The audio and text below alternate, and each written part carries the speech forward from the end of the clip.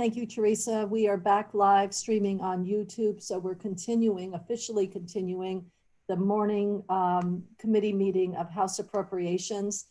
And we're continuing with committee discussion. We're finishing up budget items with language and a few of the dollars, and we'll continue with CRF funding. Maria, we missed you yesterday when we all were trying to get to a bottom line, and Maria's able to do it on her chart. And so if you take out your chart with the decisions that we made yesterday, we should have a bottom line number.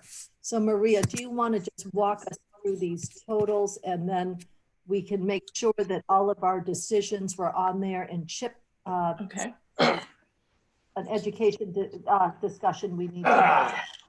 Bob, are you okay? Oh yeah, my legs not cooperating, that's all. I'm sorry.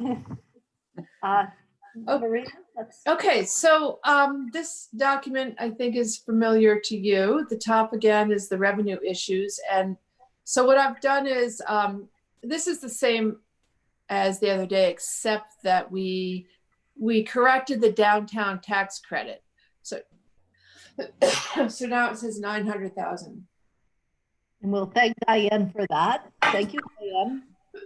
Okay, so I have I had some yogurt and I'm got a little bit stuck in my throat or something. Anyway, okay, so, I'm sorry. Okay, so so we have a base-like total that Steve had on there of 4.4 million. That's just for your information, but I'm pointing that out because under the next section of the base changes, we have a subtotal number 1. And what that is the difference between the 8,162,958. Yep. And then the total base changes of 4.594 million. Okay. So now we have, after the base changes, we have 3,568,411. Yep. Perfect. And then we can go down to the next section, the one-time section. Great. And we have, there's just a few changes, you know, everything nets out to being just 20,500 different from the governor. And that is reflected basically in that decision you made on CUD broadband. We went from 2 million to 1.5. And so the new balance after you subtract the 20,500 is 3,588,911. Yep, 911. Yep. And then we had a conversation yesterday about the other bills. And when we subtract the other bills from that line, we have a new balance of 2,911. And that is a very small number. And it's amazing always to me that we get to this point where we just, you know, get right down to the nub of it. But that's what we have left. And so the only things that is outstanding are if the other bills will move, and if they don't move, then we have the additional 3.58 on the bottom line that we would have to address. But we also have on our bottom line, we also have that construct that any dollars left over, we have that construct that would go into reserves and also into our pension fund. So it's not that we leave money floating around, it's just that those final decisions. So if the bills move, the money is covered in our budget because it was a House position. If the bills don't move, then we have that construct. Maria, when we're looking at a total bill, is that an accurate number, or is, you know, the 2,911, the $2,000 on a $7 billion budget is really change? it is. Is that completely accurate, or do we need some, like, what do we need to do on the bottom line here? Can you? So, you know, we have, when we are all done with this bill, we put together the operating statement, and that'll reflect all the new revenues that we described up at the top of the sheet. And this is just like a rounding error. I mean, you'll see the new revenues and you'll see the new spending, and it'll be carried on the operating statement. And, technically it's going to sit in the general fund on the bottom line. But, when we get done with all of our, the process for putting together the operating statement, I mean, it could get absorbed somehow, in our, when we're adjusting all the final numbers. So it'll be on the operating statement. That's the bottom line at the So bottom what- of the general fund. Yeah, So but what, can I speak? yes, of course. So what do we do? Leave it there? I mean, it could be 2.9, it could be 3.9, it could be nothing. It could be any number really, because it's And so so- small, it could change more easily, substantially more easily, right? The point is that we haven't gone into the red area. We're still in the black. And at the end, we do have a construct that, with any dollars that are remaining or that come in, we don't do waterfalls anymore. We've moved away from that. But the construct is at the end of, the budgeting piece, that the ups and downs changes, Teresa and the Joint Fiscal Office will have those absolutely at zero. These are rounding errors when we're getting down to $2,000. But if there's a significant amount of money left, we have the construct where it goes into reserves, 50% reserves and 50%, I believe. Am I doing that right, to the our pension obligations? Is it the OPEB? Somebody help me out here. I need a lifeline. It's one of the pension pieces, or we've split it between the state employees and the It's My- OPEB, yes. OPEB, thank you, Peter. My caution is I don't think we should appropriate $2,000 because it's within the rounding error, as Teresa pointed out. Yes, that's right. That's right. So I are we able to I was say, not suggesting that. No, I know you weren't, Bob. I was just bringing that up. Okay, Thank you. so I could safely say that we did not spend all of the available money? I'm just kidding. we're really close, Diane. We're so, We're so close that who knows? I know. Chip, And and then Maida I think Chip had some education issues that I'm now printing off. but a question about the chart. Yeah, Is this in our OneDrive? It can be. Teresa has it, of course, because she's. Morning, but I'll Yep. also put it in the. Teresa sent it out this morning, but she'll add it to the Oh, this OneDrive. very version. Okay, thank you. Thank Sent you. it out earlier. And I'm about to suggest changes to it. That they may or may not fall within the rounding error range, but on the State Board of Education, I believe we have 24,000 up there now needed. The committee, Education Committee's recommendation is for a total budget for the State Board of 70,750, which means that is less than the governor's recommend in January. So that means to, instead of needing $24,000, we only need 13,905 on that line. Okay, thank you, Chip. I did not. First So page. that's a savings that'll drop to the bottom line of $10,095.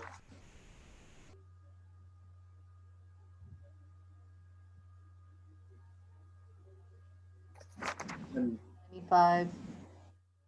Okay, savings, okay. And is there another change, Chip? yeah, this is a much smaller one, but the outright, the committee recommends restoring it, but with a 3% reduction.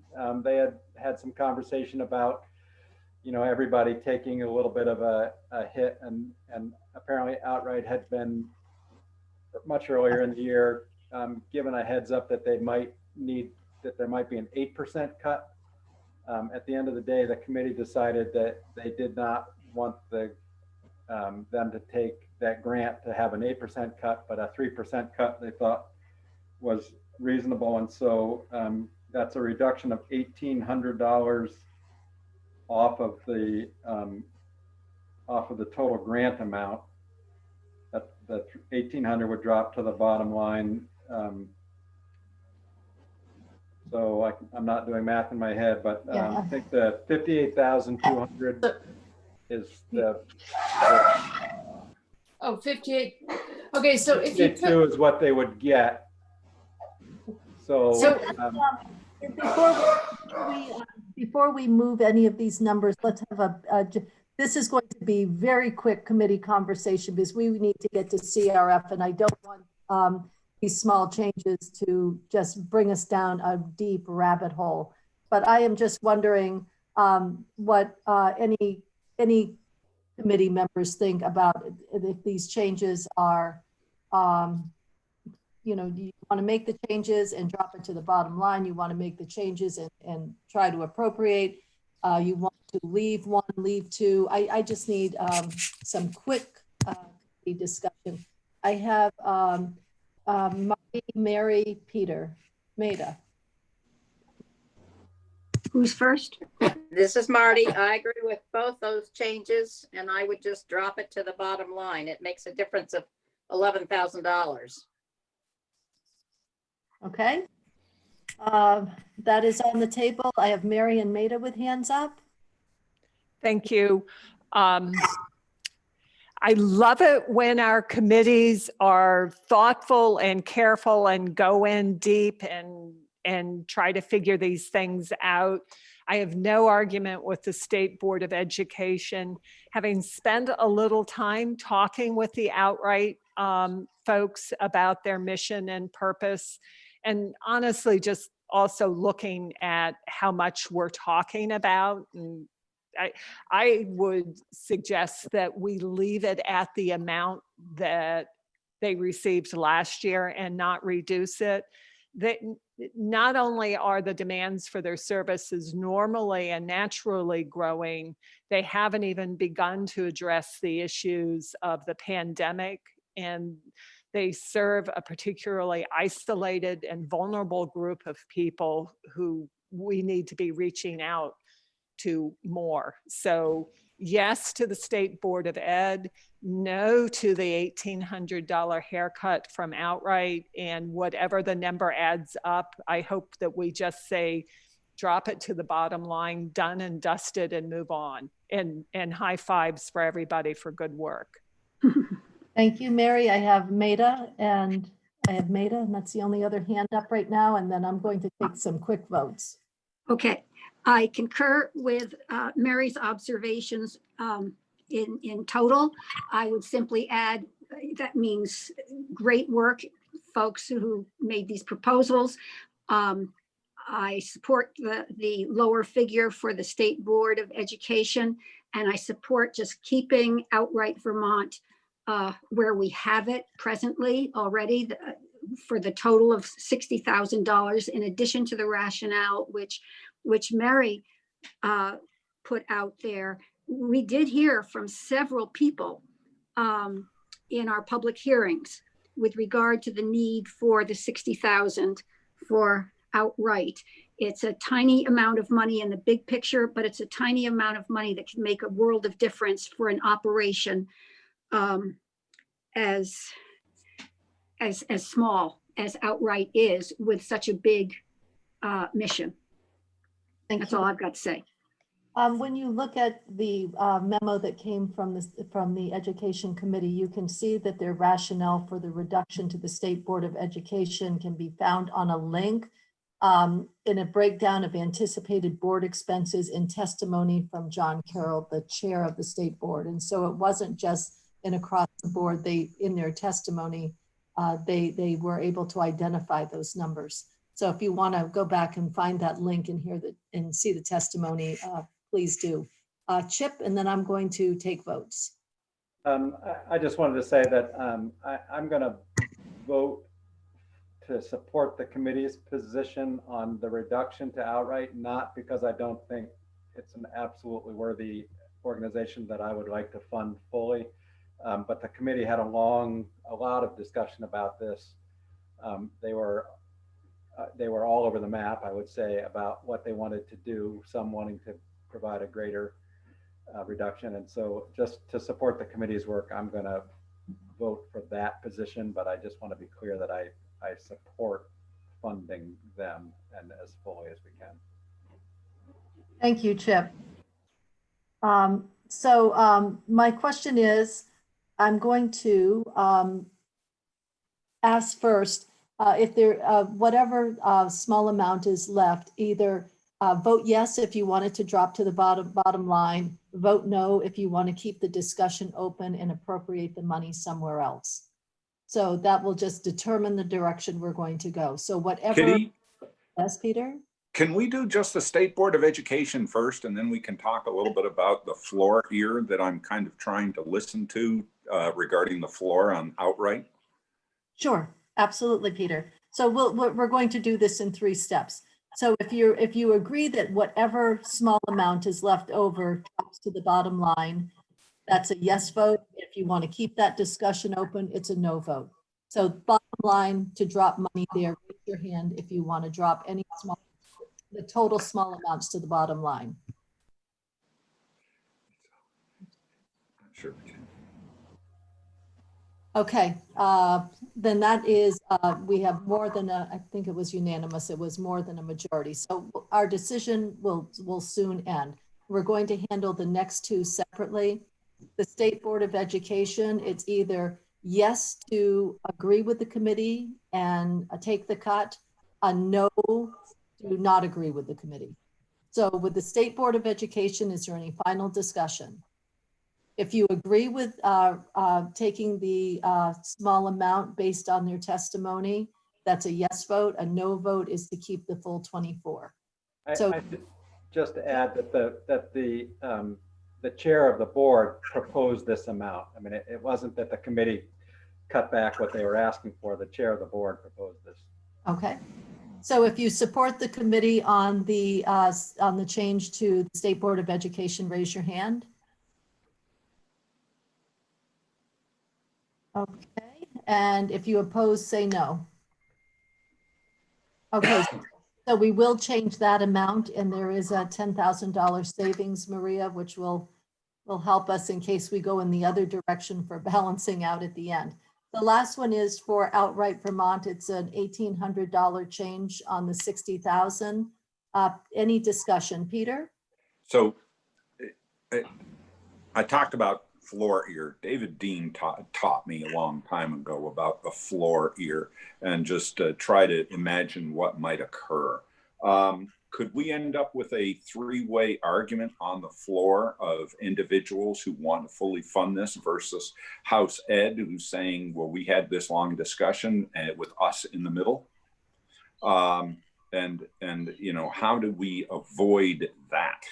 I will say this for the chair of our House Education Committee. She has been remarkably helpful and with all the work that they have done. But then ultimately, as she just texted me regarding something else, she said, but it's in your hands, whatever you think you need to do. And the concept is, as long as it's within the lane that the House Education Committee looked at, then they're fine with it. So I think we need to look at this floor ear and just how much of an argument could we engender on the floor over $1,800 that yeah, they could use that money can be used to help all members of our society in schools. So I'm fine with leaving it at 60. Although I absolutely understand the concept of going with the committee too. But I think the committee will probably look at it, will understand why we're doing this and you know, and agree. That's Okay, my comment. so we're going to do the same vote that we did before. That if you want to keep the full amount at 60,000, it's a yes vote. If you want to give it the $1,800 haircut, that's a no vote. So the question on the table is a yes vote is to support the, no, it's 40 of this plus the other 20 that makes a full 60, raise your hand for a yes vote.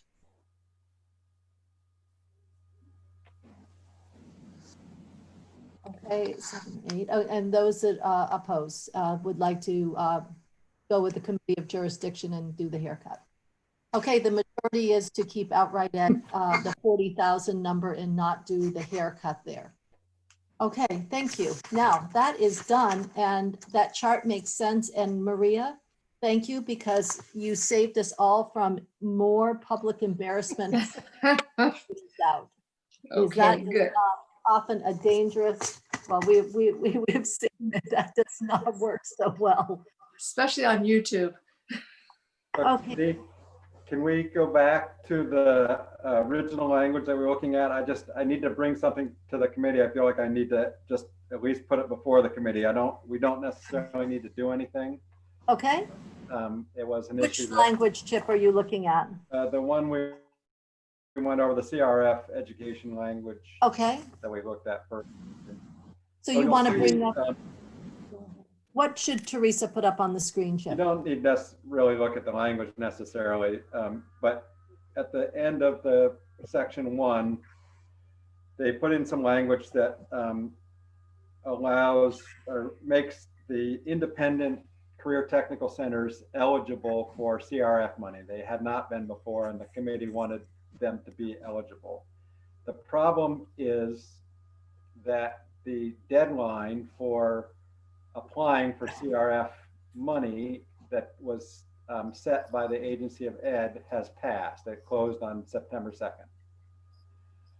So the committee spent a good bit of time trying to figure out whether or how to deal with that fact. There is in the middle of this also the fact that the governor has some money called GEAR funding, Governor's Education, I can't remember, but that he has sort of discretion for how to use and has said that he may use it to support these career technical education centers. But I mean, that there's not a commitment, there's just he may do that. Bill Bates, the CFO, was in the committee when I was in there yesterday and said that the agency does have the authority to change that deadline on their own without any legislative input. I don't believe he gave a commitment that they would. And so the committee went roundabout in trying to figure out whether there was anything they could or should do about that. And at the end of the day, left it to us to determine whether we wanted to go any farther than they did. So as it stands, the governor could help them out with the GEAR money that he has discretion over. If the agency changes the deadline and allows them to apply for CFR money, then they would be eligible. This language makes them eligible, and they could apply as anyone else could. Or in theory, the legislature, that being this committee, could, I think, change sort of legislatively, set the date of application back further in order to allow them to apply. My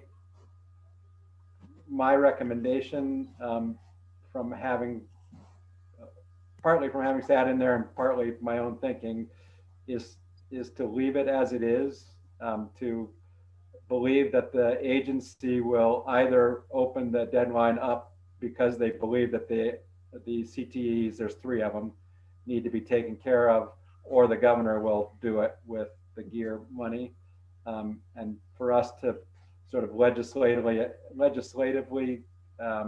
try to change a deadline that the agency set would probably engender some, I don't know, some friction between the branches. Okay, so Jeff, state for me one more time your recommendation. My recommendation is to just accept what the education committee has done here, which is to make them eligible, and believe that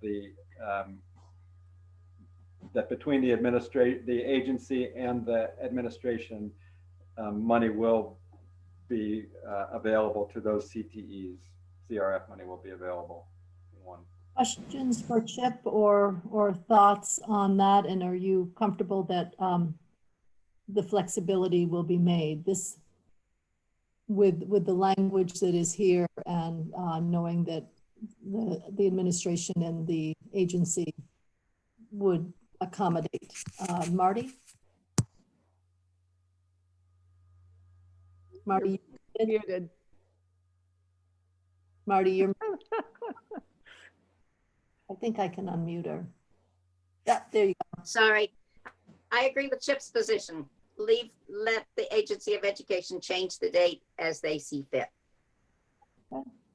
Any other thoughts or questions, comments? So if we agree with the Chip's, with the Ed Committee's proposal, which Chip's put on the table, Marty has seconded. If you agree, please raise your hand. And those opposed with a verbal no? Okay, we've taken that off the table then, Chip. So that will stay as it is. Anything else within education before we get to the CRF money, Chip? No, I'll be looking for the language from Jim Demarais that we can go over later, but at this point. Okay, so if you have, this could be embarrassing too. If you have a tally sheet for education and we have gone over it with the language with Jim, it's a $32 million, for pre-K through 12. That's And the total, Kitty, for the 32 bill? Yeah, and then there were all the different ways it was moving around that we talked about in the bill, but we're just doing the COVID now. Okay. I want to do higher ed now, and Peter, the higher ed is your budget. Do you want to mention the proposal that's on the table that's been vetted by the Committee of Jurisdiction and that you've been following? Yes, so I was in there yesterday. I'm going to start with UVM. I sent everyone an email last night. So we needed to change it just a little bit because of the lack of, we ran out of CRF money, let's put it that way. So ran it through Richard Kate, ran it through the committee chair of House Ed. They're both fine with $10 million, which will be my proposal. UVM is most grateful for the additional help, the financial needs of students coming back in January has far exceeded what they anticipated. So the recommendation and my motion is $10 million CRF funds to UVM. And you mentioned too, did you just do UVM or did just you? UVM? You want me to do both? Please, yes, because it's all higher ed. I want to put higher ed on. So the other one was the Association of Vermont Independent Colleges. They are 11 colleges in the state of Vermont. They are all chartered here. So for example, and I didn't put this in there, but for example, everyone knows about the Albany, Albany College of Pharmacy, I think. And there is a campus located in Winooski, but they are chartered in New York State. They are not a Vermont chartered school. The committee specifically said chartered in Vermont, thus limiting this to 11. The colleges did a presentation. They have just in room and board refunds and evacuating students from overseas trips. They had $19,600,000 in expenses that are all COVID eligible. They only asked for $10 million. So the committee unanimously approved it, and I will absolutely give my recommendation that we support the committee on the AVIC Association of Vermont Independent Colleges request for $10 million. So the total CRF here is 20 million, 10 to UVM, 10 to AVIC. Okay, and we're going to just, Kimberly, you have a question? Yeah, I just want to jump in. I really want to thank Peter for his work on this. I mean, as you know, I have familiarity with the private colleges, and I don't know if any of you saw the memo that went to Commerce from Tom Cavett, where he specifically calls out the importance of the private higher ed sector to the state of Vermont. And I don't believe that's the first time that he's flagged that. And the other piece that I think is important for people to keep in mind is that these are entities that are also located throughout the state. I mean, they're in small towns like Craftsbury, they're in Northfield, they're in Bennington, Plainfield, Putney, South Royalton, all over there. It's not just a Chittenden County engine. And, you know, the jobs that they have, they're clean jobs, they're jobs with benefits, they're jobs that are safe jobs. And many of these people stay in Vermont. I mean, this is one of the biggest economic magnets for getting young people to Vermont. I mean, if you look at central Vermont, any number of businesses in our town have been started by Goddard alumni. It's positively amazing. Yeah. So I just think it's a little bit of, perhaps a little biased, but I think this is a bit of a crown jewel in our economic development landscape and an engine in ways that just helps hundreds and hundreds of Vermonters who work for these institutions, let alone all of the businesses throughout the state that are supported every time a student goes out to spend, every time a student goes to a store, every time a family member, a friend comes to visit. It's incredible. And I just didn't want to let this moment go by just to flag that for everybody. Thank you. Kitty? So because Kimberly just taught me a softball, I have got to swing at it. So there are 23,000 students amongst all of these colleges. There are 9,000 employees with an annual salary of $280 million, but gross spending on the part of all colleges in the state of Vermont is over $500 million a year. Their alums, they have over 30,000 alumni that moved from other states, went to college here and stayed. So absolutely. Thank you, Kimberly. You teed it up nice and hopefully I took a nice swing at it. Again, I recommend $20 million, 10 and 10.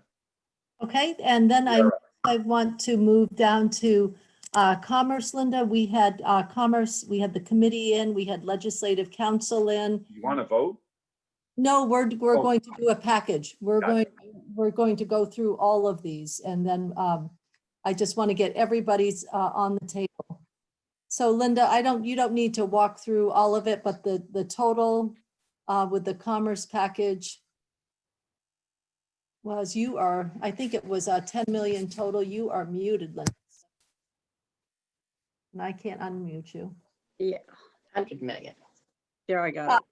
No, not 10. You're right, Marty. It's 100 million. Thank you. It's not 10 million. It's 100 million. Yes. And we had the chair in, and we had Legislative Council in, and we walked through those separately. And so that one is on the table. I don't want to forget to put on the table within our own budget. And I'm looking for a piece of paper where I had that exact amount. In our own budget, scattered throughout the budget, it was 18 plus. There you are, Maria. Do you know, scattered throughout the budget as we've approved budget, there was 18 plus, and we will get that total number. I just can't find the paper. Yeah, it's, yeah, I've got the number here. I've just got to find it. It's 18,555,354. That's the exact number that was scattered throughout the budget in the governor's recommend. Thank you. Also within higher education, we have to remember we did that provision with the Vermont State College. They ended up with general fund, but go back to higher ed because we used it to support higher ed by freeing up funds. So for the Vermont State Colleges, even though it's general fund, I want to reflect that they are receiving that bridge money, and that was 26 million. What was the total? We had to use a little bit extra general fund to give to the health department. What was the total general fund there, Maria? 26.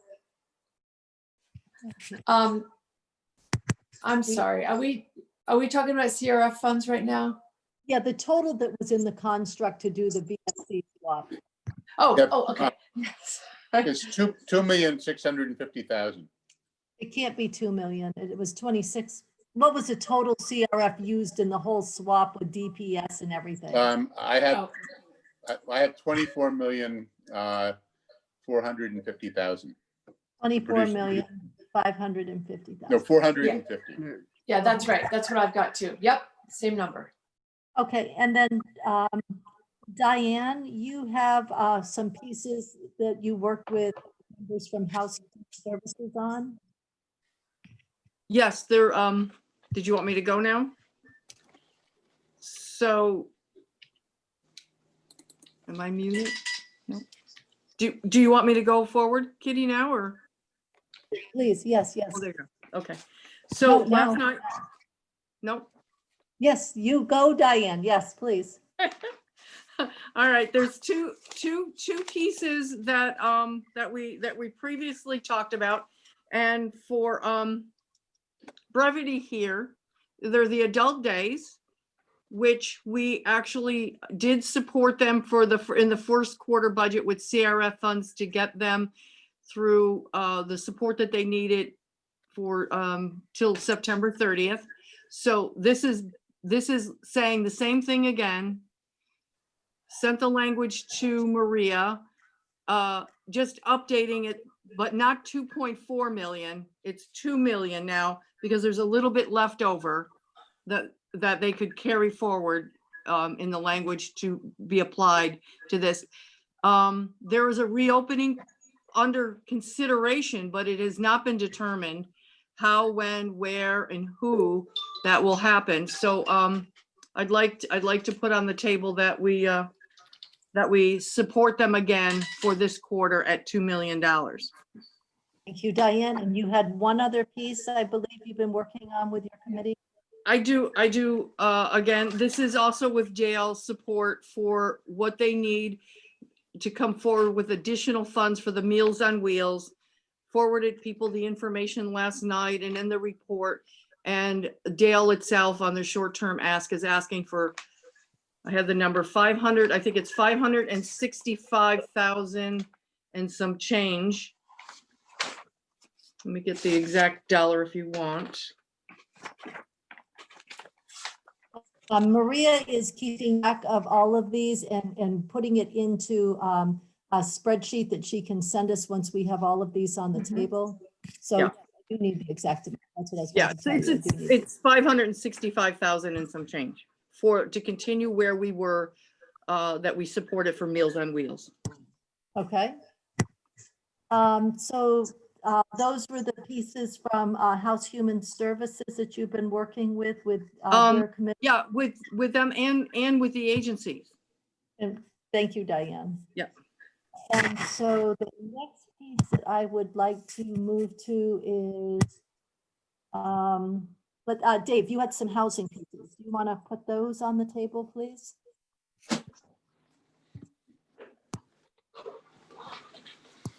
Yes. Coming from Housing General Military Affairs Committee, they've recommended $4 million to the Vermont, to VHCB to address homelessness.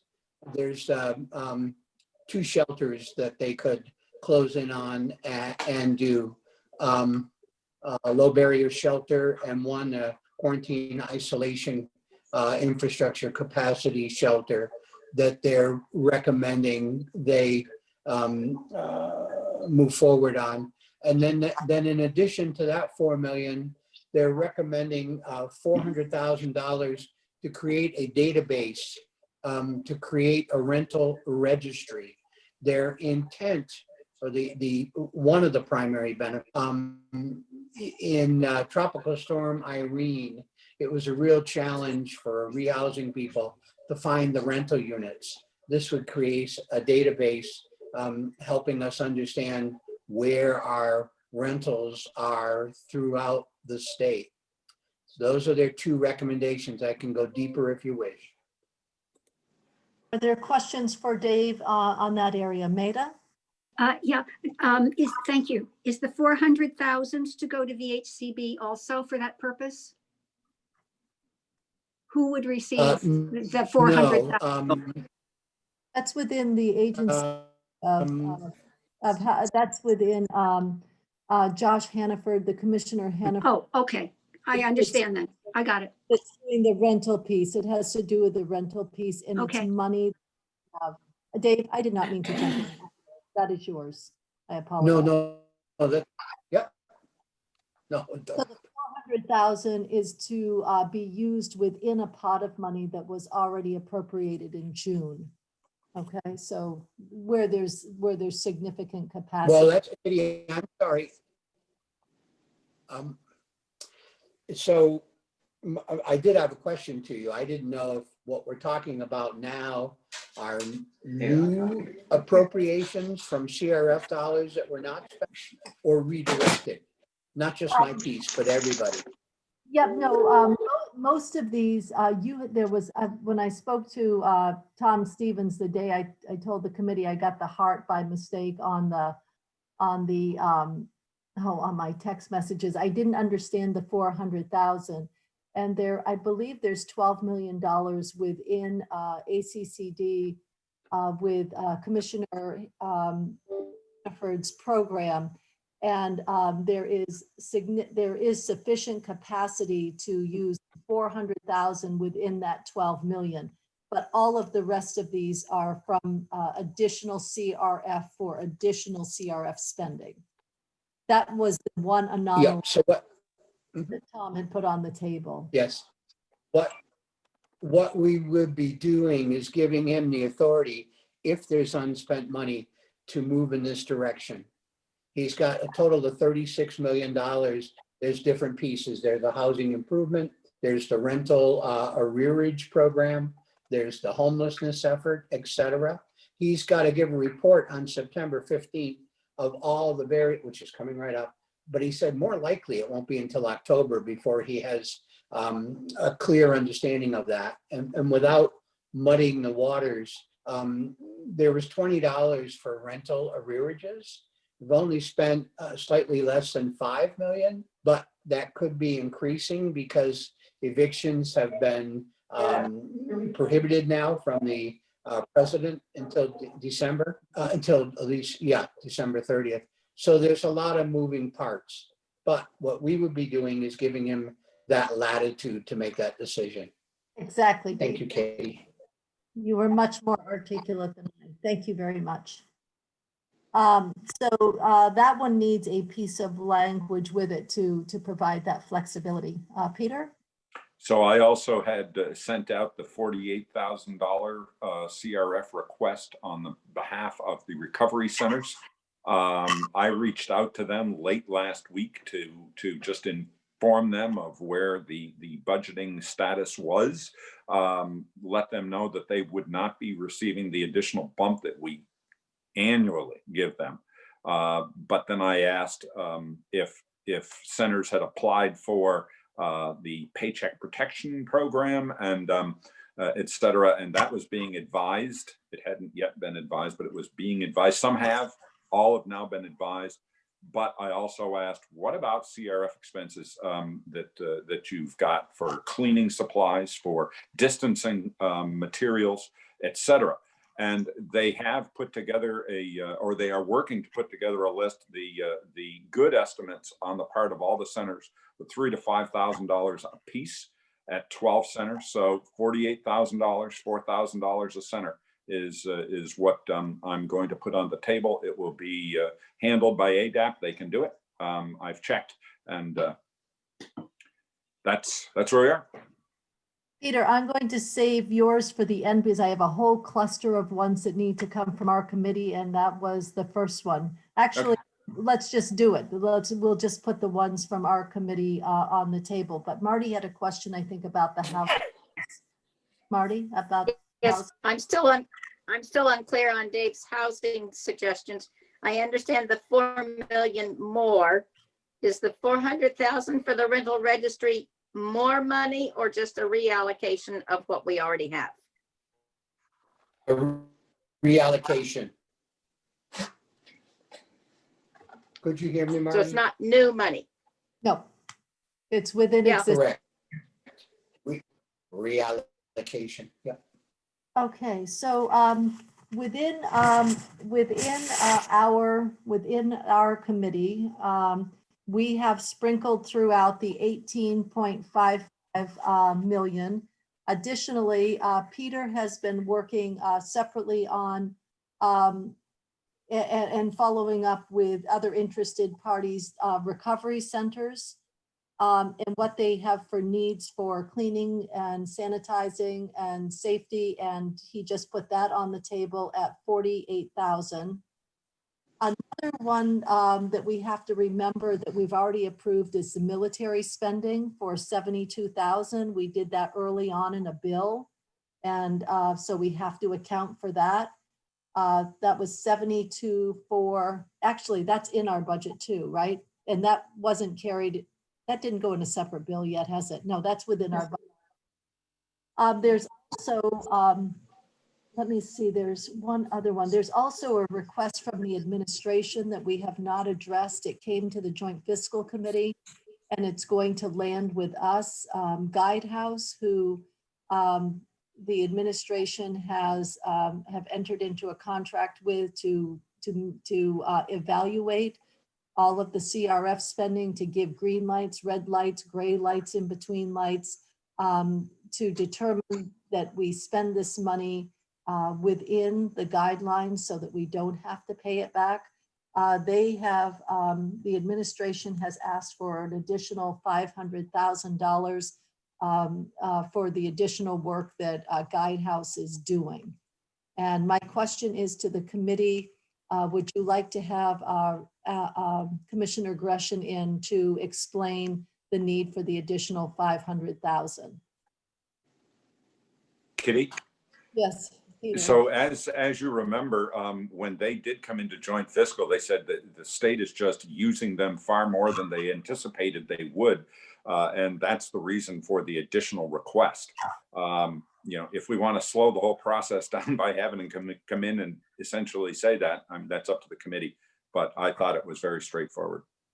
Okay, is there anyone that would like to have additional information beyond what was given to the Joint Fiscal Committee, and Peter related the highlights of it for the Guidehouse? Does anyone need additional Guidehouse information? Okay, so that is on our list for 500,000. And additionally, there are many legislators that have been asking about the expansion to hazard pay. And the Senate is starting the hazard pay initiative, and the cost looks like it's $15,000 to $20,000. We there's been consideration on the House side with chairs and members of what that should look like.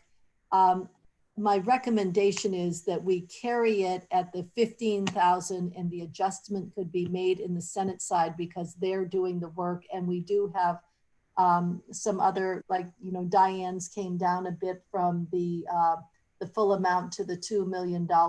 Actually, I was counting on it at $2 million. As things adjust and where we come out at the end, I would recommend that the $15,000 to $20,000 million range, the adjustment be made in the Senate since they're doing that work.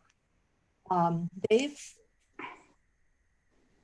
I'm good. I thought it was 15 to 20 million, but you just It is clarified million. that I'm it is. getting my millions and Thank you. thousands. Yes, it's 15 to 20 million for hazard.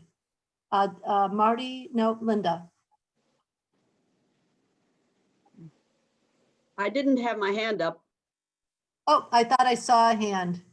No, I was passing by here. Okay, and let me see if we talked about the recovery centers, the hazard pay. I don't want to miss anything. The military that we already did, Guidehouse, and what is sprinkled throughout our base budget. The next one I wanted to talk about, and I think Chip, you've been following this one, was the legal aid. They had asked for $350 for a cyber breach of their systems, and for a cyber breach. And do you know what qualifies? And Steve is online to help us with that as well. Well,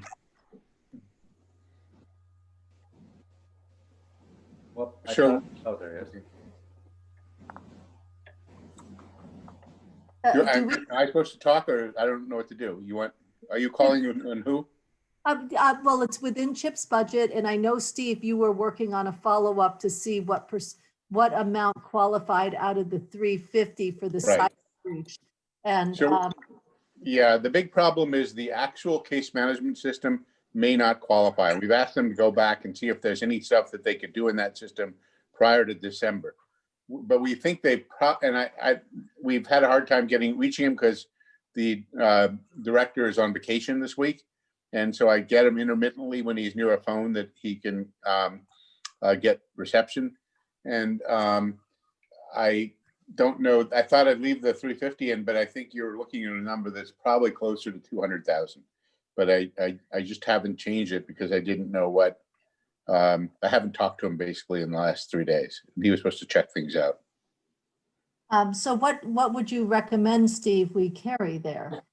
Well, I had just figured I'd carry the whole thing, but I don't, it's really up to you. I would be 250 or 200, but that's without my confirming with him. I don't have any, honest to gosh, I just haven't talked to him in a few days, so I can't tell you. I Okay. think you won't spend 350. I think you'll spend Okay. more like 200 and 250. So we know the full cost of the breach was a $350,000 problem. We don't have that number. Marty, do you have hand up? How does this qualify for CRF funding? I don't understand the connection. Yeah, so I think that they've bought a lot of new machines and things like this, and I think that they could argue, life is full of these tenuous connections. This happened in the period. They think they can justify buying the new equipment and putting new systems in place. Was this happen because indirectly somebody, could this have happened anyway? Yes. Could you make an argument this is attributable to what's going on with our economy and our things during CRF and attentiveness? Probably. I think you're raising really good questions, and I think they're going to have issues qualifying all the money. And to me, I would probably be a little lower than that number, but this is something that's important to the committee, and I don't want to be the person, I can't tell you what to do. But I think you're raising really good questions about eligibility and things like this. Chip? So I can try to dig up the memo, and maybe I will over lunch, and I'll send it to the committee. As I recall, one of the reasons for the security breach may be related to the fact that they were doing remote work. And so that, I think, is how they say that it is CRF related. And then the need to continue and to have greater security with remote work going forward is a large part of the expense that they are looking for CRF dollars for. I would recommend that I think Steve has a good sense for these things. I would say that it makes sense to me to reduce the amount, but not all the way down to 200, just so that we have a number that's close to where we think we're going to end up. So I would recommend we put 250 in there now, recognizing that it will probably change by 50,000 or so by the time the Senate gets it. And the adjustment could be made there. I'm going to put down the 250 unless I see some hands of disagreement to reduce that to reflect what can be attributed to CRF, to the guidance. Maria, I know you're working on this sheet so that we can present it at the end. Will you, that should be a 250 number, the 350 Okay. original. And actually, I've stolen the sheet from Maria, so I will put 250 there. Yep. And then Okay. Chip, while you're talking, you also were representing the Agriculture Committee and following up, and they had a request for CRF dollars as well. Yes. Geez, I'm probably not quite ready to do that. I will come back to you and you can get ready. Okay, thanks. before lunch, because I think we're going to be finished before lunch with today's work. Mary, you had a request you sent out to all committee members last night around the DAs and SSAs. Yeah, thank you.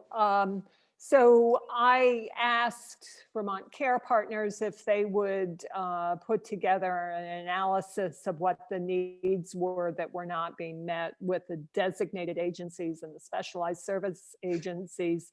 I outlined that in the email that I sent you.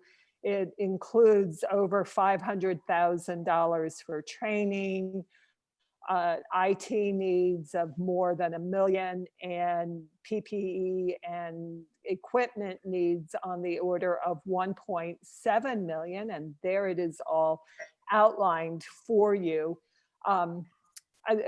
One of the things I didn't know, and I now know, is that the 16 DAs and SSAs serve 34,000 people and touch a total of 50,000 annually. I also mentioned how many employees they had. So my recommendation, I mean, I would love it to be fully funded at 3.3 million. I think there's some adding and calculating going on, but I would like to see a minimum of 3 million go. And I would not say it has to be, I would like to see that as a total, not kind of divided up between those three areas, and let them figure out how to spend it. So 3 million for the DAs and the SSAs.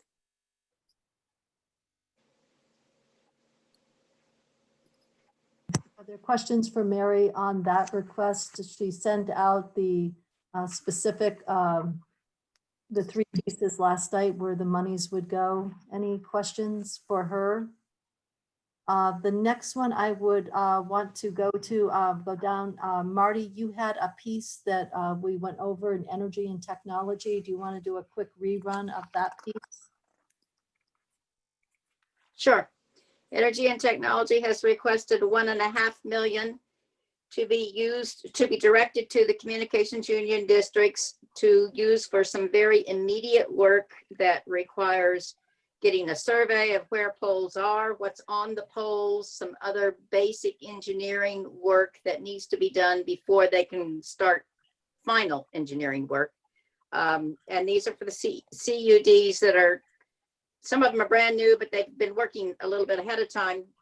So they are now at the stage where they're ready to do this kind of asset investigation work, so that after that point, then they can actually go to some construction work, and they will be raising funds either elsewhere through grants or through using that VITA loan system that we set up.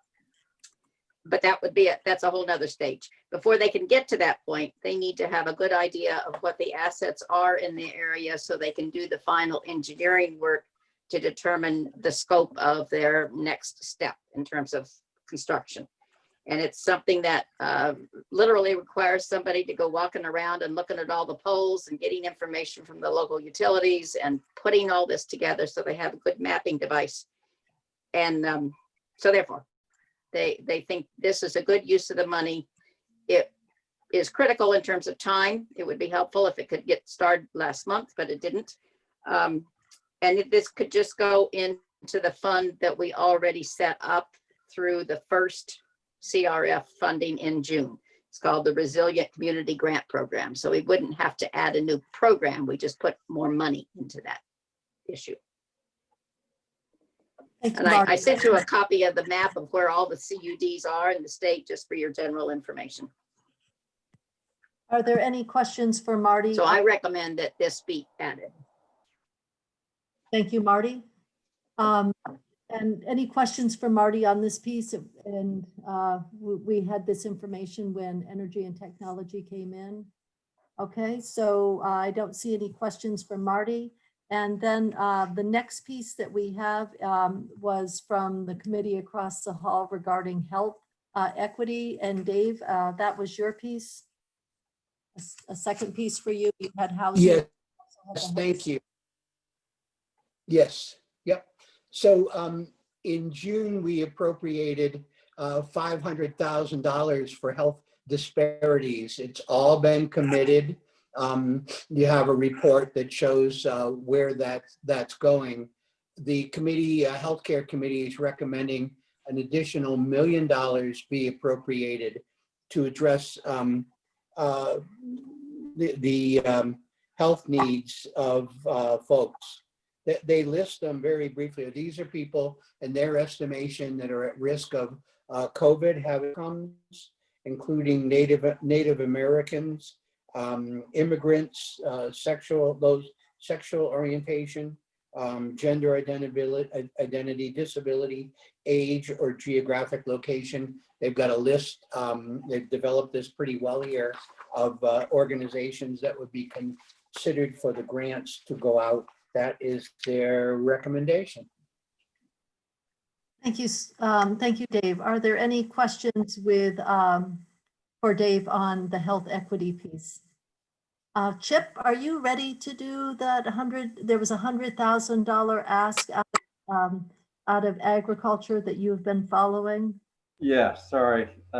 My organization has been difficult this whole time and is less, I'm even less organized now as I move around the house.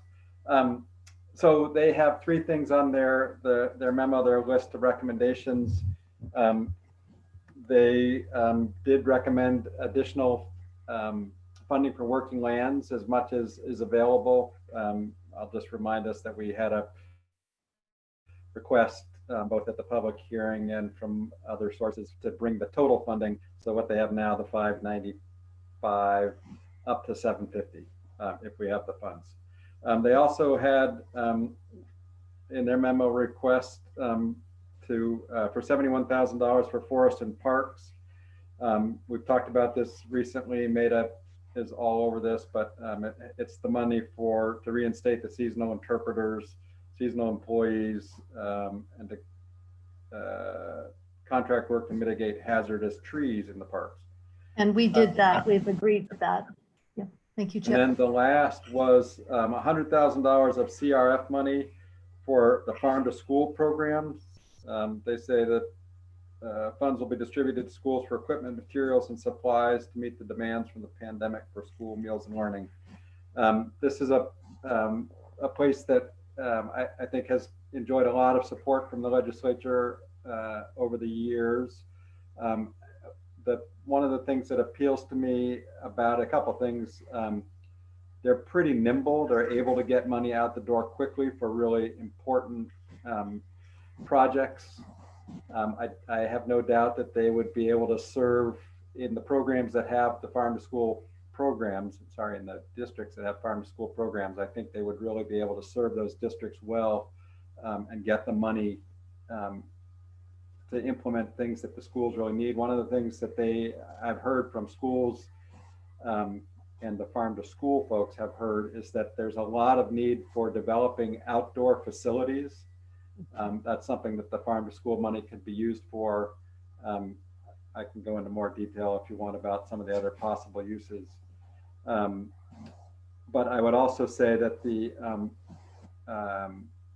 early childhood programs also have farm to school programs within them, and that is a way that CRF money could get to support those programs because they're not eligible, as I understand it, under the K-12 CRF funding. So an additional reason I think it ought to go there. Questions for Chip on the farm to school piece? Okay. And oh, yes, go ahead, Diane. So if I'm tracking this correctly, Chip, so there's farm to school, 100,000, and working lands, the gap is 156. So is it a total of 256 or 100? Well, they're separate. They're separate recommendations from the committee. So I think we have to think of them separately. Okay. So this one's for 100. Yes. Okay. Marty? Kitty, I'm confused about the hazard pay that you said the Senate is working on. Is that a potential CRF expense or are they talking about base funding? No, that's a CRF expense. Yep. That was, no, CRF, that was expanding. There's been a lot of, in both the House and the Senate, we've heard about the EMS workers that did not qualify under grocery store clerks, other individuals who did not, that did not go out in the first round. But I want Steve to clarify that with me, that the expanded hazard pay is CRF money. Is that correct, Steve? I don't think Steve's listening to me. Steve? I don't know how to get his attention. I think it's questionable. I want to know, I'm sure it's CRF funding. There you are, Steve. Can you hear us? Steve? In a minute. I'm sorry. I apologize. I was talking to Maria. Okay. Oh, I'm sorry. Steve, we have a question about the expanded hazard pay and it qualifies under CRF. Could you talk to us about that? Yeah, and I'm not, I can bring in Stephanie if you want, but yeah, it's not, the number in the Senate is up to 22 million. They have been working carefully with Guidehouse and with the Damien and others to try to make sure it qualifies. And what they've done is they've included people who are working in like hotels and dealing directly with, they're expanding it to other people. And if you need anything knowledgeable about this, I'm not the right person. I could bring in Stephanie, who's been part of that. Do you want? But our question is, we know it expands it beyond what the original hazard pay went out.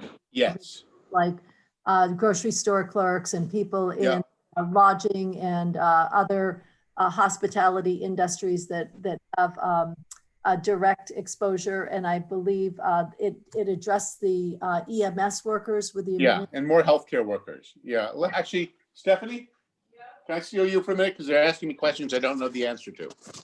And I'd rather give you correct information. This is, you're in the House Appropriations Committee. And the question they're asking you is, what is the expansion on hazard pay? Well, there's two pieces. There's two actual bills up at 11:30 this morning in the Senate. And they did it in two vehicles. They may combine it into one in the end. But there is the first vehicle, which is about $2.5 million, is technical corrections to the underlying healthcare hazard pay that we did pass in June. And that is the issue of people that worked during the period, but were no longer working at the time that the employer applied, addressing that issue, and then addressing some of the at-risk contract workers, sanitation and food service that wasn't thought through as clearly. Those are under contract, so there's not an employer-employee relationship with like a hospital, but they are facing risk as well. So that's the $2.5 million piece. And then the second vehicle is the expansion for the grocery clerks and the general sanitation if they're meeting risk. So that's the $19.5 million piece, which includes additional administration cost. And so we are carrying 15 million in the House, on the House side, not knowing if Steve had mentioned that, I don't know if Guidehouse or Legislative Council who is working with us, if some of this does not qualify. No, so that after you left in June, it became clear that the Guidehouse and Damien interpretation and what was done in Pennsylvania and Louisiana indicated that the inclusion that we had initially taken out of the grocery clerks, et cetera, is an allowed use. Okay. And Damien's the best person to have the conversation on that with. And so at this point, we are, Steve, you had mentioned earlier that there's some FEMA dollars that are being used that qualify for certain things that have paid, which have freed up some CRF dollars. And Maria, I know you're working, and as we go through this discussion, Steve, what amount of money can we, where are you, Steve? There you are. What amount of money for FEMA dollars can we expect that would free up CRF dollars that we could carry so that we can get to a total? Because we had 198 million to spend, and we do know FEMA dollars will offset some of that. Do you want to give us? So I've been working on the FEMA thing with but I have to tell you, this is one of those areas where, to quote Representative Yakavoni, I feel like we're estimating in a very weird world. My estimate is way lower than the administration. So I'm assuming 20 million of extra FEMA money is going to come in. I think Adam may be on, and he would probably give you a higher number. So if that number goes up, then that would give you more money to allocate. But I just was given that some of the money is being used in excess receipts, but I could be wrong. And Adam, Adam's higher, and I think, to just quote what Dave's saying, and sometimes we're in the land of uncertainty and guessing, and joint fiscal is absolutely not perfect on this one. That's for sure. Okay, and there were some CRF dollars that the deadline is up for the municipal lending that we had put out. So that we did a bill to cover the cost of municipal lending, borrowing really. And last spring, it was one of the first bills we put out, 2.7 million. Nothing has been used from that bill. So what we've done is we proposed taking the 2.7 million. The bill would still be there if it turns out somebody needs to borrow money between now and December, or in the event that they extend the access of the availability of this money into January and February, and there's borrowing, then the bill will still be there, and the joint fiscal committee will have to find the money. But it's at this point, and this is a choice the committee can make, we have proposed just taking the balance out of money we've sent to that bill and giving it to you. And the joint fiscal committee does have the capacity within their dollars left to cover. Yeah, and this whole money coming back would be one of the sources we could use too. Kimberly, you have a question? Yes, thank you. I'm just wondering if Stephanie happens to know if childcare workers are part of the Senate bill. Stephanie? Childcare workers, are they part of the Senate? So there's two pieces to childcare workers. So very few childcare workers were working during the period that is the hazard pay program that we have. So that they're part of that expansion. But that is different than the Let's Grow Kids hazard pay, prospective hazard pay idea. So while childcare workers are listed in the expansion, they're not a significant amount of that expansion cost because very few of them were actually working. So the discussions are underway, I think, or have been underway to address sort of the prospective, the $500 per worker proposal, separate from the existing, as a separate childcare specific hazard pay piece. And as I understand that, that the cost for that will likely be found within the existing allocation of CRF for childcare. It won't be added cost, but the program will need to be added. So do folks follow that? Yes. Okay. Well, I do. Are there any other questions? Kimberly? Oh, I'll catch I up didn't and realize not I was, take I time wasn't, now. Thank you. sorry, I didn't realize I was way off the camera. No, that's all right. I'm sorry. Steve is in charge of it. I am doing a terrible job with the camera. I apologize. No, that's all right. We got each one of your shoulders. It was good. Okay. Okay. Dave? Yeah. Dave? Did you speak to EMS workers? Yes, So that's has anyone spoken so about EMS workers is EMS another workers? conversation. There have been EMS workers, the private nonprofit EMS folk have sought, I don't know what just happened, everyone went blank, but okay. The private EMS folks have been seeking through the existing hazard pay, because they're healthcare workers. So there, if you get the detail from AHS, from Wendy Tafton, you will see that EMS folks and the private nonprofits have been seeking hazard pay. For EMS workers that are, but these are employees, not volunteers. And for EMS workers that are municipal, if the municipality came to an agreement and gave them hazard pay, the municipalities can seek the hazard pay reimbursement through the municipal aid program. So it's just because they're two, the state and municipal employees are exempt from the hazard pay. They're separate. And then EMS volunteers is a conversation that's happening, I know, on the Senate right now. But that's also likely to be separate. To be determined, to be. Yes, to be determined. Yep. Thank you. Yep. Any other questions for Steve or Stephanie on either the hazard pay or FEMA? Okay, so my thought is to the committee, and we have a lot of moving pieces. And one thing I have to tell you is we get this bill back. It goes to the Senate, but then it's going to come back to the House where we can make further adjustments. Part of the issue is trying to come to a very specific number. Is the FEMA number is at play. And Steve, you've said you've taken a more conservative FEMA number that you're comfortable with at this time, but that absolutely can change. We do have the issue with the municipal lending that more may go out, but there's capacity within the Joint Fiscal Committee to address that, which could give some of these dollars to areas that have been identified by our committees of jurisdiction that we've been working with.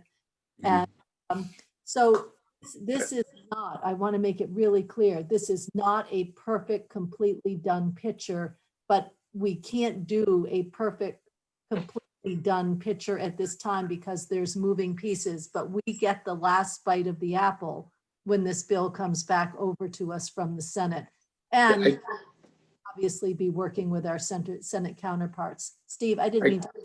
I'm sorry. There's one other thing I did take in the way of money to give you all additional capacity. I just wanted to flag that because these are all choices you can make.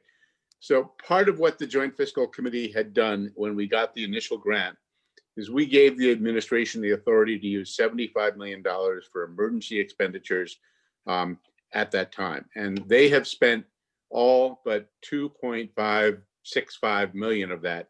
And that 2.65 million is money technically to meet the immediate emergency that they could spend without joint fiscal approval. So given that we're past the immediate emergency, one thought was to just take that money off of the available for the administration to spend as they need it and just give it to you to allocate to help you reach the various expenditure amounts you have.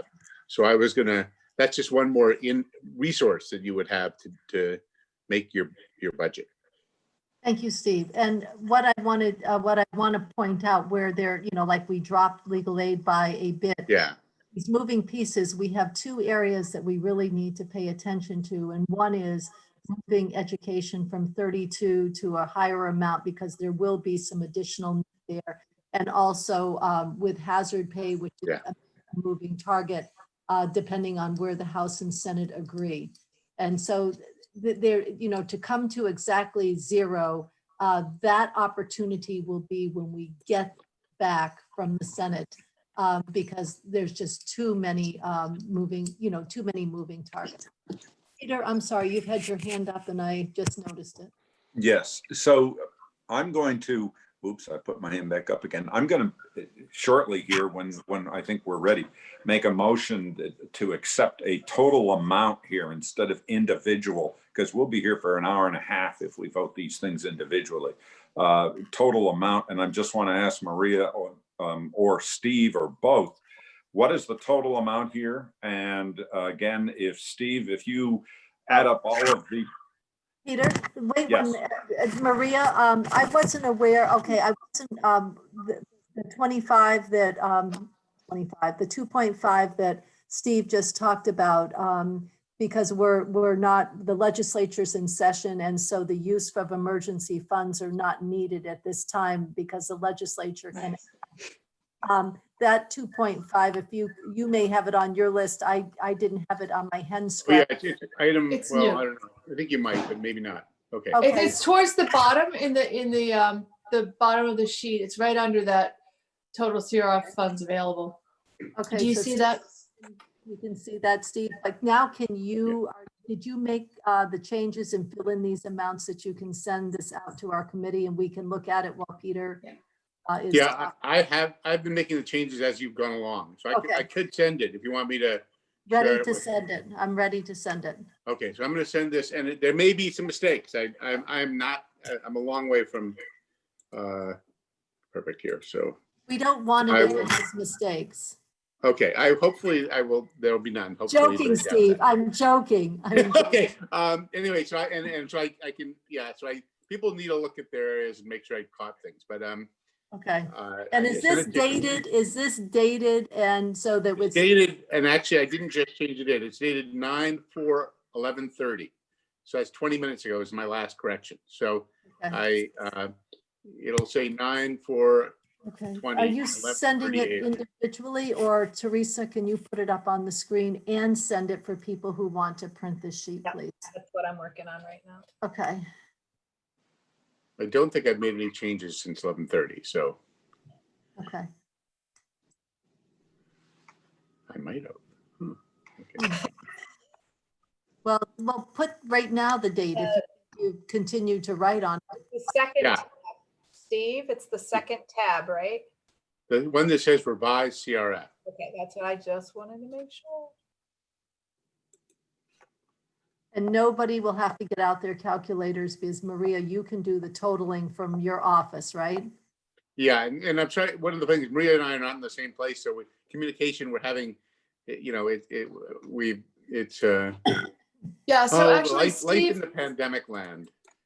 Okay. Steve can give you the total because he's actually updating the sheet. So he's got it down. It's in his I just possession. don't want to do any more public totaling with calculators. Right.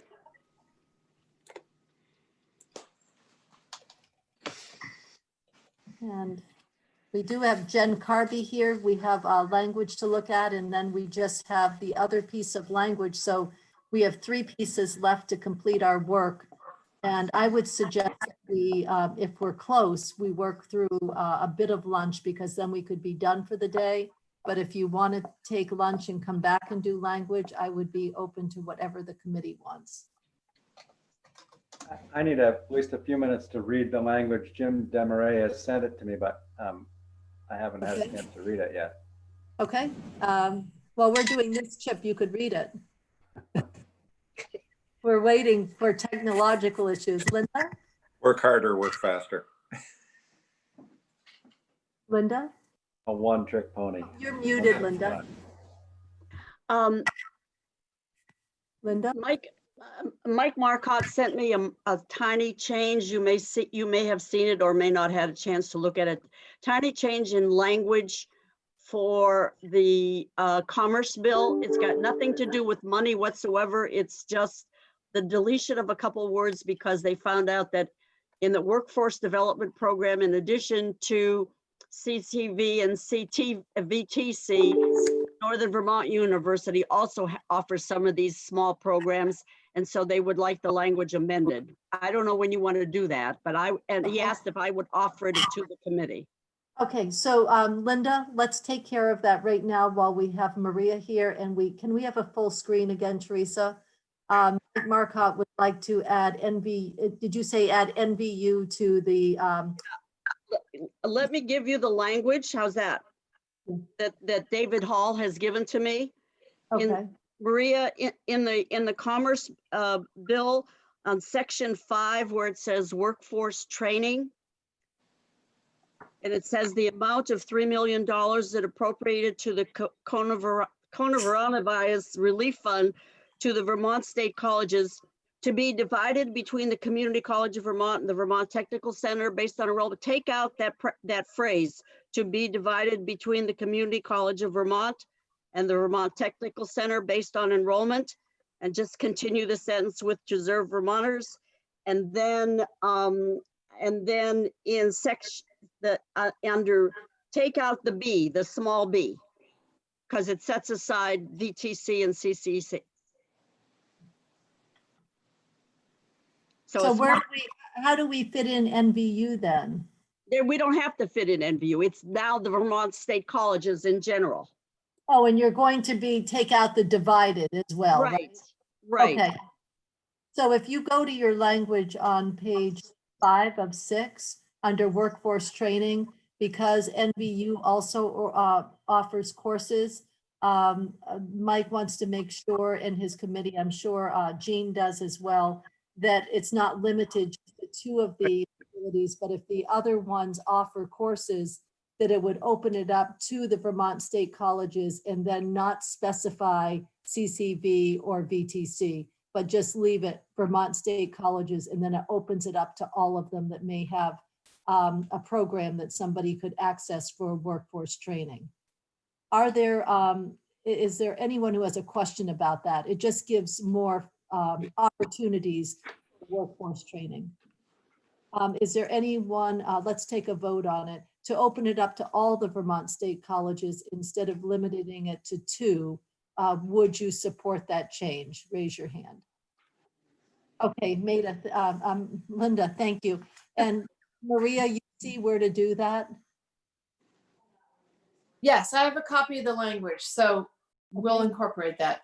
Linda, you will track it, so when we do proofreading, you'll make sure it happens. You'll make sure it's there. Thank you. Thank All right, you. let's put up this sheet and see if it matches our work, which I'm sure it does, because Maria would make sure it does. And I can get it once I can see the whole thing. So my only question, I have a question, and then committee members, please have questions. Maria, there's pieces that need language, like Dave's 1 million for the health equity. The committee jurisdiction has the language that Yes. As Dave outlined with the program. Do you have that language piece? Yes, yes, we have, so we have incorporated that into this section of the bill. Okay. Okay. All right, and like $1,000 for farm to school, do you have to have separate language for that, or can this just go in with our general language in the CRF section? What I'm saying is, are you taking care of the language? Yes, yeah, we are taking care of the language, and we'll show it to you when this bill finally gets completed. And you can, tweak it if you see fit. But we have gone through each one of these sections. We've incorporated the language from standing committees.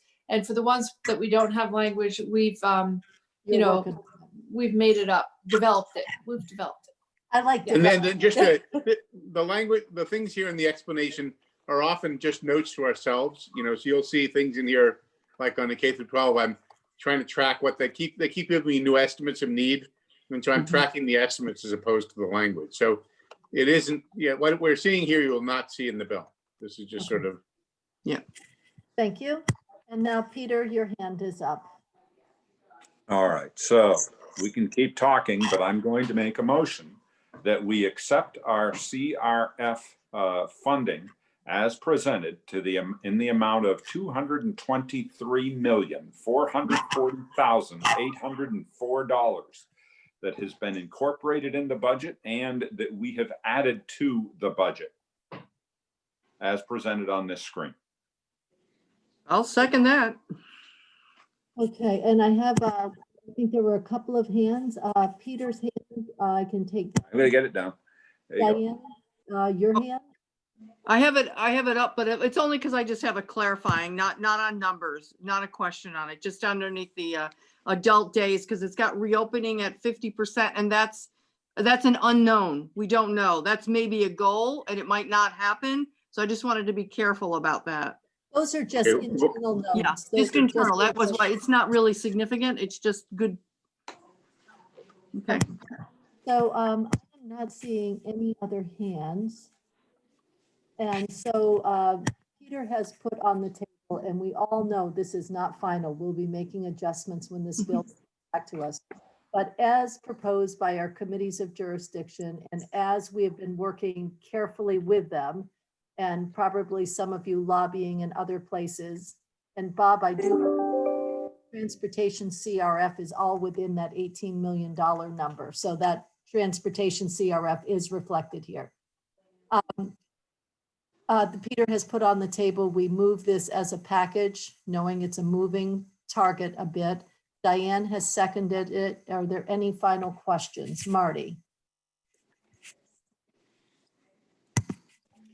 My only question is to clarify that this is the amount that is available to the legislature to spend. There's still a bit of money left in the JFC pot. Is that correct?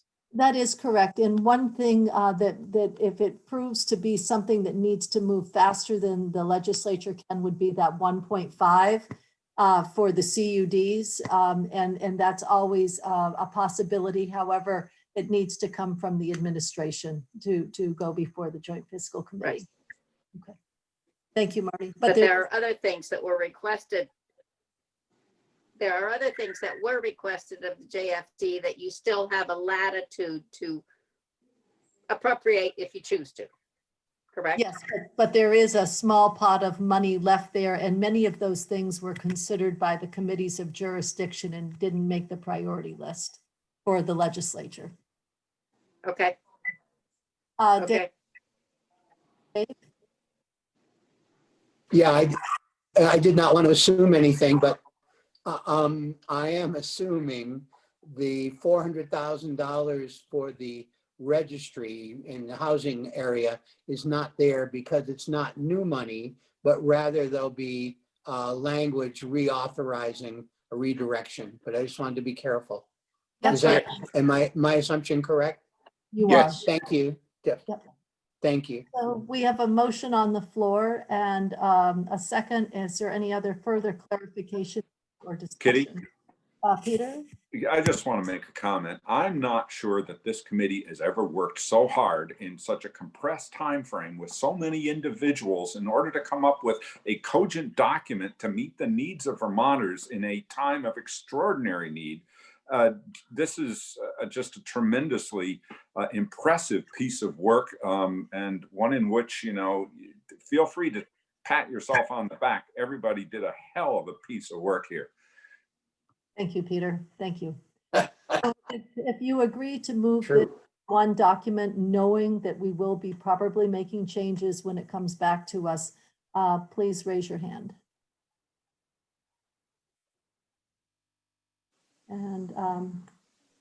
And those opposed, no. A verbal no, please. Okay, we have moved the CRF package, and Maria, we will, I hope you don't have to work all over the weekend providing the language for those pieces, but on Tuesday, we will match up everyone that has their CRF section, match language to your CRF spending. Kitty, can I Diane? speak to that? Earlier, I floated an idea, you know, because like getting the final copy, given the fact that there's a holiday on Monday. And I just wanted to put out that I would be willing to drive to Montpelier to pick up when that copy is so that I can read it on Sunday or Monday or whenever, you know, when it's done. I didn't know if you if you've given some thought to how we might acquire this final after people have had the time to work on it. No, that's a Okay. really good question. Teresa or Maria, who's thinking? So this is what we're thinking. You know, things can change, but the staff is going to work on this bill, getting it finalized over the weekend. The Legislative Council will do their work on Tuesday. So you'll get a beautified copy on Tuesday. However, that said, I'm going to talk to Steve about this. So this is new, Steve. But if we have something that we feel confident about over the weekend, we'll let you know, and then we can figure out how to get it to everybody. But anyway, so the staff just needs to all get together and make these changes and feel confident. And then we'll let Teresa know. We're thinking maybe on Sunday and possibly Monday, and we'll just figure out how to get it to you. Is that good enough? Well, yeah, but I also wanted to put out that you part of the figuring out of how to get it to us is know that many of us we're willing to just drive. Sure, so you don't absolutely. have Yes. to. And I'm one of the ones willing to drive to Montpelier. Okay, and I could, for anybody in Chittenden County, which may only be you, Maida, I could certainly bring it up, you know, because I live in Heinsberg, so. Yeah, but no need to bring it up. I'm happy to drive. There's no reason, you should be able to go straight to Heinsberg, not take a Okay. right turn into South Yeah, because Burlington. we would I'll love to drive to spend our Heinsberg. Monday reading it. My Yeah. car hasn't moved in 4 days. I'll drive to Heinsberg. Well, I just put gas in my car yesterday, so I need to At use least it. you moved it. We just want to go outside. Yes. Okay, so we will all be in touch, Maria, how we can grab our copies and we can carpool them to one location, or there's all sorts of things that we can do to get them. You know, if I can't get it at the State House, Mary, grab your copy, grab mine. I'll pick it up and meet you in Plainfield if you're nice to me, or I'll come all the way and get it. We'll all figure out how to do it. And Marty, I'll get yours to Danville and then meet you in St. Johnsbury. if that- Trigger's coming up this weekend, so he can drop both yours off. Oh, Well, yes. the one thing which we're a little, I just want to flag, I think Maria mentioned, we wouldn't be getting, the editors aren't going to get to it probably till Tuesday morning. So one of the concerns is that, you know, That's right. you may find things in there that are just, you know, and we'll find things. Okay. But the problem is you're not going to, I just want to tell you, if it does come earlier than Tuesday, it's not going to be, we'll be anxious, but that's okay. We'll That's Well, right. it work won't on be it. I'll legal, talk but to we Maria. could start to develop our Yeah, yeah. floor. I want to use it Yeah, to yeah, develop yeah. my floor report. Okay. Yep. Yeah. We have a couple more pieces of language before we're done. And my question is, it's 12:07. Do you want to work right through and be done? Or do you want to take a break and come back at 1? Those are your two choices. So Whatever the committee decides. if you want to work straight, Let's get it done. Get it done. if you Done. want to work straight through, raise your hand. How long will it take? As long as, depends on how many Couple days. people ask. And Kitty, we were also going to talk a little bit about how you what your expectations were for our presentation on the floor. I think we can talk about offline how we're going to do that, and that. Okay. And just, we can even talk about that Tuesday, maybe, unless you work on your reports. But I want to go back to how many of you want to keep working straight through right now and try to finish up? 1, Yeah, I'm fine. I don't care. 5. How many of you want a break for lunch? How many of you aren't listening? I'm good with either. Typing. I'm sending an email. Okay. Okay, we're going to work straight. go. through. Jen Carby here, and Maida, you have a little piece of language that has come up that we need to address. You set up some placeholder language in mental health DPS. I think it's a moot point. We already made decisions with regard to that yesterday. Okay, There's been some conversations going on with people across our virtual hall. We made our decision. We're done. okay. Jen, let's bring up your language again and see if we can move through this. Do we have the language, Teresa, that you can put up on the screen? And I need to find what I did with your language, because I had it right here so I can follow along with you.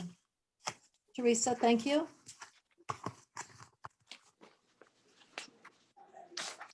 Okay, so this is the new draft of the language. We've got two different colors going on. The yellow is reflects the changes that I made after you met yesterday to reflect allocation of unobligated monies and the change of language about the notice to the legislature. Green reflects the changes that I made after your discussion this morning. So the first thing is just making that change in the title to add the allocation of unobligated monies. Then I added a new sentence in green. So first it recognizes that funds that other acts already passed say that any money reverts to the CRF to the extent it has not been expended by December 20th. This says, in addition, CRF monies appropriated during the 2020 legislative session that are no longer necessary because funds have been received for the same or a similar purpose from another source, either may or shall revert to the CRF for allocation. And this is a policy question for the committee, really, is whether you want it to be an automatic reversion or whether you want there to be some discretion about whether the money should be used as a supplement rather than as a full supplanting. Thank you, Jen. going to stop right here and address these each one at a time and then take a position on the entire bill. Committee members, do you want a may here or a shall here regarding these reversions? Any thoughts? I'm not seeing any. Mary, I Kitty? see a hand, and then Peter. I have Mary and Peter. I'm not going to be very helpful because I think the answer, my thought about this is it depends. So, and I used the example of gift cards versus testing the last time. If they get additional testing money, then of course they keep it and do it. But if they can't spend all of their gift card money, then I think it should fall to the bottom line. So I think this is a little, and this is looking really at money that comes in for the same purpose as money that was appropriated from CRF. So the gift card example would only be if a federal New grant came gift, in to do okay. gift cards. What do you do with the original gift Yeah. card? Then I say shall. My recommendation is shall and leave too. that discretion with the JFC. Okay, and Marty? I'm sorry, is Peter then? Marty? I agree. Marty, go ahead. Well, Okay, Diane? well, I Um, I think it should be shall. I don't mind the shall, but I like the flexibility of may, because may doesn't preclude, unclearly that it can't. But I could be very comfortable with may in order to give them even a little more flexibility. And Marty, I think I cut you off there. You got to say shall, but then you didn't get to continue with what you were saying. Well, I believe it should be shall. If we appropriated money from CRF for a particular purpose and we thought it was an adequate amount and they were able to get that amount through some other source, then to cover the purpose, then I think the freed up money should go back into the CFR pot, CRF. Okay, so we've heard two shells. Diane explained her may position and Chip has his hand up. And I think we'll be ready for a vote soon. Chip? Yeah, I'm leaning towards the may as well. I'm rereading this again.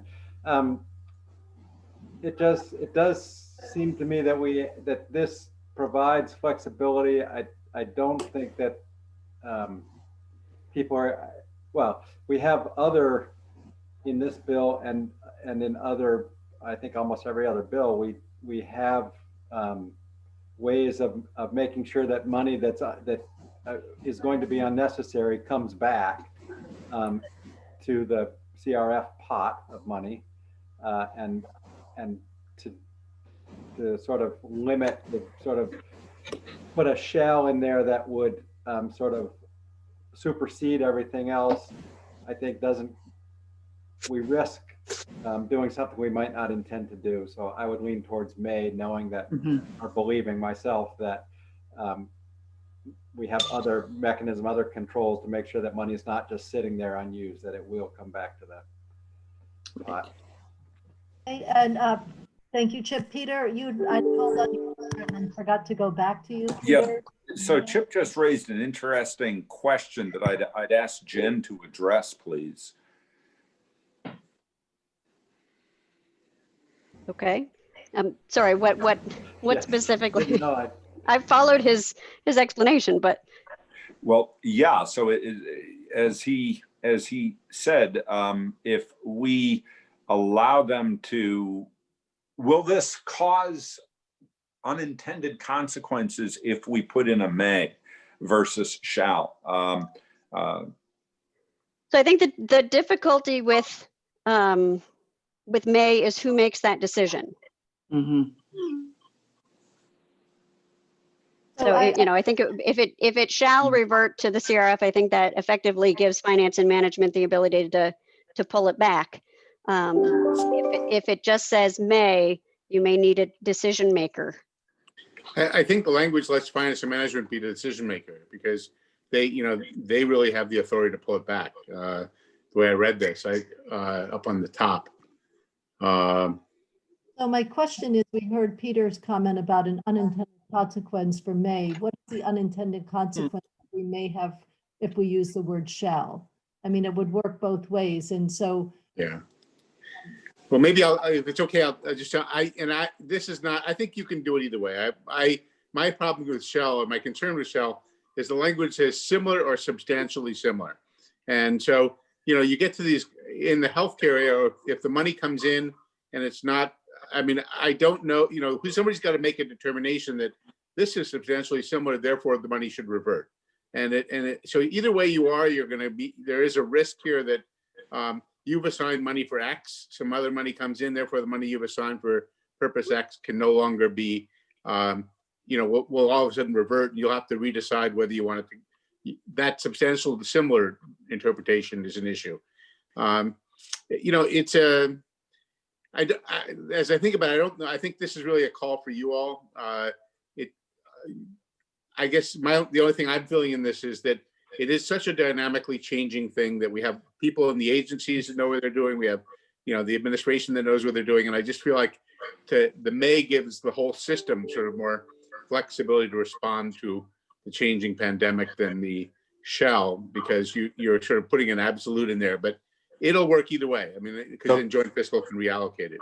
So Steve, here's my concern. If we receive FEMA funding or whatever that replaces CRF funding, and there's a may here such that it is not, the CRF funding is not pulled back in a timely manner, we just cut the federal government a check and return the CRF funds because we missed it.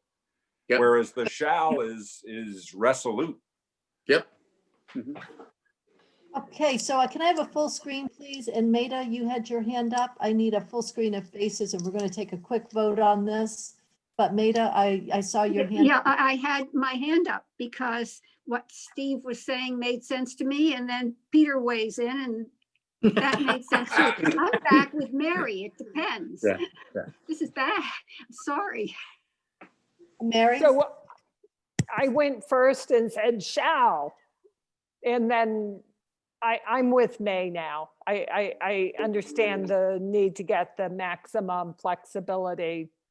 We need to make a choice. Let's go with May. We're hearing some recommendation to that effect. So we're going to take a vote on this unless somebody has anything else they would like to ask or say regarding the may or shall. And there is a delay in your voting. So if I pause, it's not because I'm like pressuring people to raise their hand. I have like a 6 or 7 second delay with a couple of you. So if you want, we're going to vote first on the may and then on the shall. So if you want may, put your hand up and keep it up so I have time to count, please.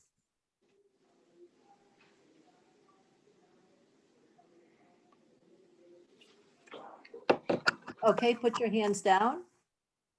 And if you want the shall, put your hand up.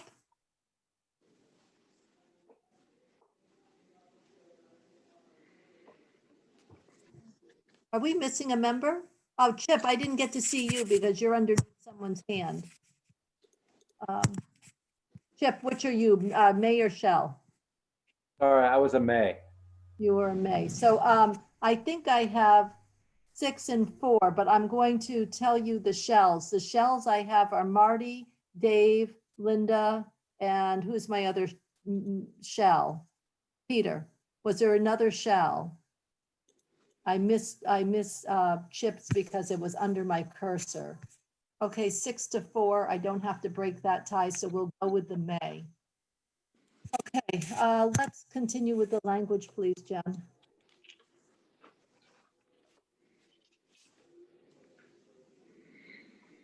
Okay, do you want the language back up? Please, yes, I'm sorry, yes. No, that's okay. Thank you. Okay, so then as I had mentioned earlier, the purpose of this section is to establish processes, and I've added in for allocating previously unobligated CRF monies and for reallocating the reverted monies and money that won't be able to be spent for its original purpose by the end of the year, and made that change consistently throughout. So I won't go over each of those unless you want me to, but it's all talking about allocating previously unobligated CRF monies and adding an allocation in addition to reallocation. So that takes us through the end of that page.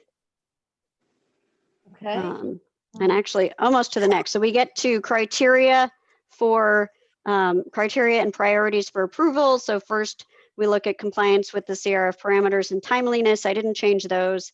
Then under priorities, we have if the committee, so I flipped things around a bit as we had discussed. If the committee determines that a proposed use likely complies with the CRF parameters and is likely achievable by the deadline, then in light of the uncertainty regarding the continued effects of the COVID-19 public health emergency, the committee shall evaluate the proposed use in the context of the areas of greatest need at the time of the proposal. Then we would say, in addition to the areas of greatest need, so if you can scroll down a little more, in addition to the areas of greatest need at the time of the proposal, the committee may also evaluate the proposed use in the context of the following legislative priorities. And I tried to get all of the ones you had discussed in here. Services to vulnerable populations, such as nutrition services, housing security, and childcare. So I put those under that umbrella. Healthcare, education, economic stimulus for individuals and businesses, and broadband access. And then I put in, and then I got rid of the way it had been before and put in a new subdivision 3, Romanet 3, if the federal government allows the state to use CRF monies for purposes not previously permitted under the CARES Act and related guidance, then in addition to those needs identified in subdivisions 1 and 2, the committee shall also prioritize proposed uses related to revenue replacement for state government, local government, and the education finance system, and related to the funding of ongoing state financial liabilities. There you go. Okay. Thank you. Mary, I see a hand. Thank you. That's very nice. I think I understand what it says. And my only question is one of interpretation of the presentation, maybe not just the words, but to me, the most important thing is if we get more flexibility, and that's an if, which is clearly stated here, I want to have the revenue replacement conversation at least at the same time, if not before, how we support vulnerable communities, et cetera, not for a lack of heart, but because of the issue with revenue replacement.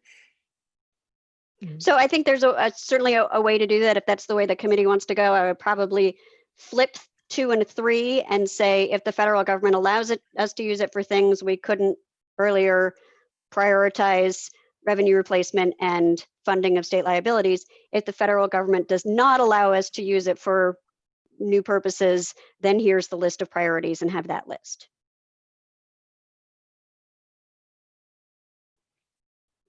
But I think it depends how the committee wants to see, the rest of the committee wants to see the language.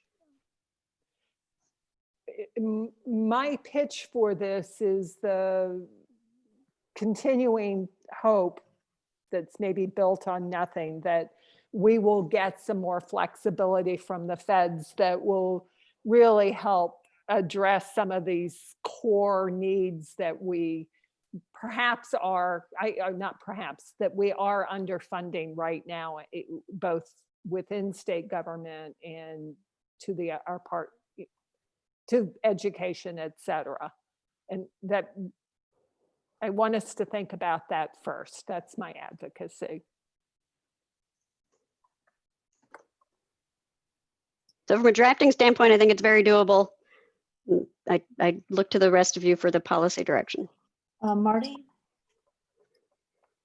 I agree with Mary's support here. I think I agree with her position, and I think Jen can do the drafting that kind of flips those two things around, and I would be satisfied with that. Okay, so on this, tell me, Jen, exactly where the two things you would flip around. Sure. So Teresa, if you can scroll up well, yeah, I guess stay right where you are for a minute, where you see if the federal government allows the state to use CRF monies for purposes previously not permitted, I would move that up to spot number 2 little i's, Romanet 2, to say something like, in addition to the areas of greatest need at the time of the proposal, if the federal government allows expanded uses, the committee shall prioritize proposed uses related to revenue replacement and funding of state liabilities. And then number 3 would say, in addition to the areas of greatest need at the time of the proposal, if the federal government does not allow us to use it for previously unallowable purposes, then the committee may evaluate the proposed use in the context of those listed priorities. Okay, Teresa, can I have a full screen, please? We have a proposal on the table and a second to do that flip between small I and double I. If you agree with the flip that Jen just outlined as brought to us by Mary and seconded by Marty, raise your hand. And if you're opposed, could I have a verbal no, please? Okay, Jen, if we could make that swap, that would be good. Let's keep with this language. Okay. So now, Teresa, I think we are on the top of page 4. Perfect. So this is the language that I mentioned earlier, that upon receipt of the information from Finance and Management about the proposal, JFC would inform the General Assembly of the proposal and approve or disapprove each within 10 and specifying calendar days. And similarly for the approval or disapproval of a revised proposal, that would be within 5 calendar days. Okay. I had this edited and I noticed that I mislabeled things, so that's the C and D. Thank you. And we'd already talked about the calendar days. That's just a decision we made earlier. So I think we can. Great. Thank you. Okay. And then again, just with this final reallocation, it would also be final allocation. If there was any CRF money that had never been obligated, that would be part of that final allocation to the UI fund. No. Now we're into the contingency planning if we get extra flexibility. And the first, sorry, are you ready for that? Yes, the screen moved and my eyes didn't follow it. Thank you. Okay. The first is just making that change for consistency about authorized usage of CRF money if we get additional flexibility between the date of final legislative passage of the budget and prior to convening the 2021 session. So making sure that we're covering that same window throughout. Thank you. I don't see any questions, so I think we can continue on to 5. Okay, so then this is when we're looking at expanded uses and just made a language change to be consistent. And then I added in language, and also I'm making a note to myself to change the number again. But this is the expanded uses. The expanded uses would be considered or proposed for JFC approval in accordance with the procedures set forth in Section A, and flagging here, including consideration of the priorities set forth in what had been the, if we get expanded use authority in 3 little I, that will now be 2, and I'll make sure that the language is consistent in the reference. Thank you, Jen. I don't see questions, so I think we can continue. Okay, again, just adding allocations to reallocations in the description. And then on page 6, same thing, and fixing the cross-reference to reflect the change to the number. That's it. There are no more changes in the So Jen, and I was doing one other thing and you may have covered it. So if there's specific allocations in other bills, those will still stand. Did you address that? So I had some language in there to do that. Steve and I talked and thought it was maybe more confusing to say that because in general, under statutory interpretation, the specific controls over the general. So this sort of general language wouldn't undo those specific authorizations to move money around within appropriations if that authority had been granted. Thank you. So it's not in here. It does exist if you want to see it. But you feel that it's not needed because of the the specific language in the other bills. Right. I don't think it's inconsistent with anything that is in this language. So in other words, this is all talking about money that has not been expended, or money that would be reverted, money that has not been obligated, and money that has, for which other federal money has been provided. And you even put the may in there. So in the event that that was the holdup, the may would allow that money to continue to be used. I don't think there's anything that is inconsistent with that authority in here, and that specific authority should be sufficient. But if people want language for belts and suspenders, we can do that too. Can we go back to the full screen, Teresa, please? And Chip, that was a concern you had. Are you comfortable with the explanation that that Jen has come up with? Thank you. Jen, if you could make that one change between the eyes and also then you had to reflect it later on in one other page. We have the Ed Committee language that we need to go over, and then we'll just look at those changes. And I think that we can move, that will be close to being done. Is Jim here now with that language, Teresa? Is it available? Yes, I just got it. You want to go there? Please. Hang on. Right in the middle of an email. Okay, let's see here. And I just sent it to everybody too.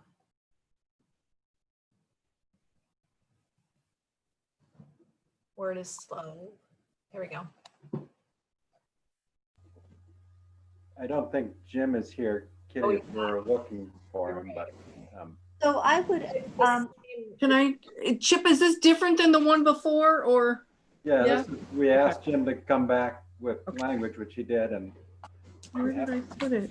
So I would ask the committee, because we're going to take a straw vote today, but we're going to get the final piece to proofread. There may be some technical changes in language that we learn about, as we did with our language in the bill that went to the floor. So if there's technical changes that are discovered over the weekend that do not change the total interpretation of what needs to be done, those will, can I just see everybody on the screen, Teresa, and then we'll come back for this. I just want to make sure that committee members know that there's a lot of moving pieces here, and we may need to see some technical adjustments. If it goes beyond technical adjustments, we will open that up for discussion when we come back, though. But you're all aware that there's probably going to be some small technical changes in language of cleaning them up and doing things that aren't going to be exactly as we see them now. But if it goes deep into policy, then it comes back, you know, that's something that we have to agree upon. Okay, Teresa, I'm ready. Why can't I ever do that? I'm like a mother with kids. At least I don't call you the dog's name. My mother used to go through every pet and every kid before she'd get to the right one. I'm used to it. Hey, Jim is not here, right? I've just resent him the link and asked him if he was able to come back in. Okay.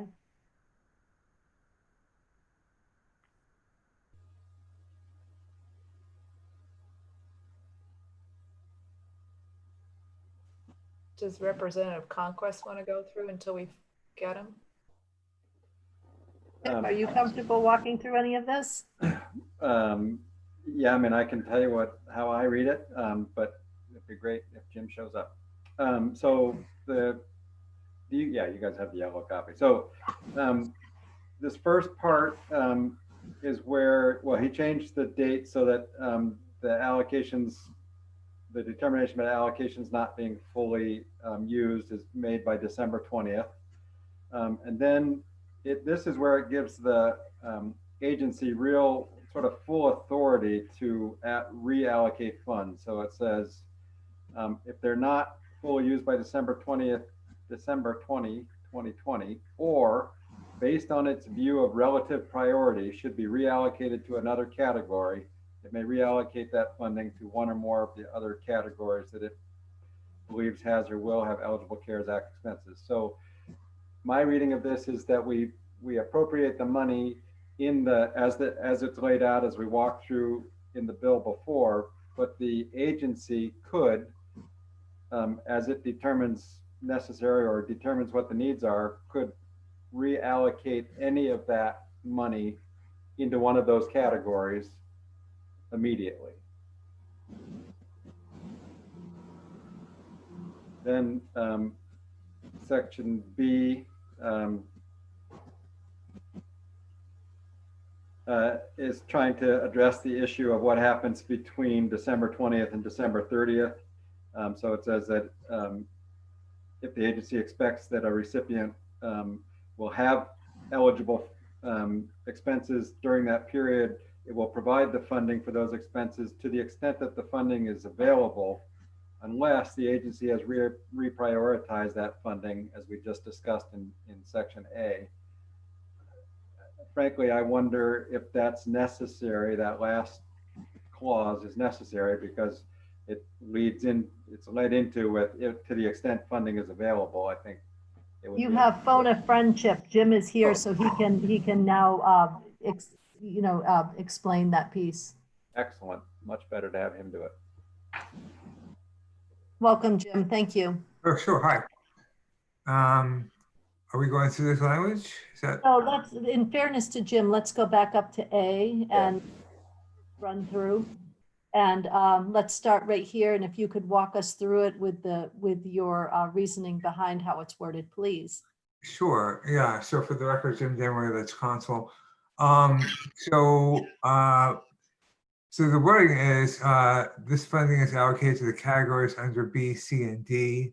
To remind the committee, B is Efficiency Vermont, C is pre-K through 12, and also independent schools, and D is administrative costs. Okay.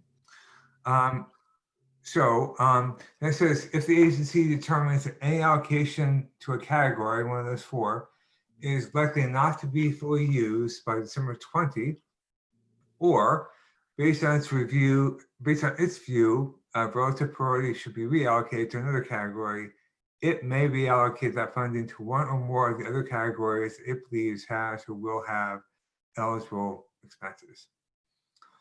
And then the next subdivision deals with the period between December 20 and 30. So it says, if the agency expects that during the period from December 20 to December 30, a recipient of funding under this section will have eligible CARES Act expenses, then it should provide funding for those expenses to the extent funding is available, unless the agency has reprioritized that funding to another category.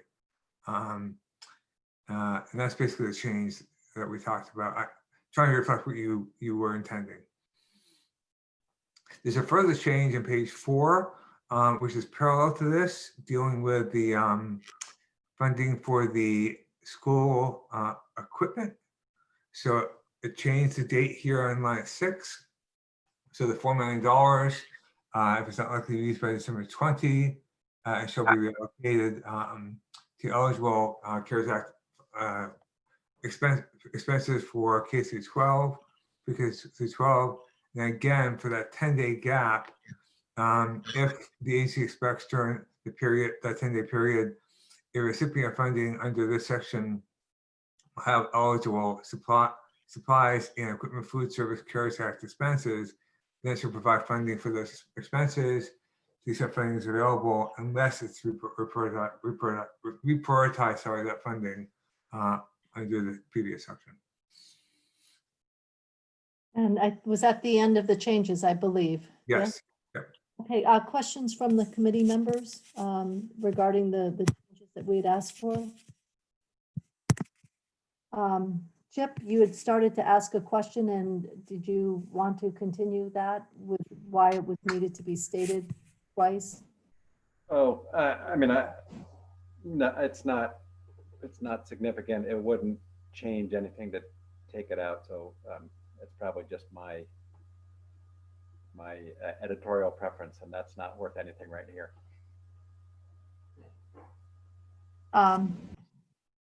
Okay, and that number, the 32 million, as they work over the weekend, and we may have whether we drop it to the bottom line. Let's ask committee members.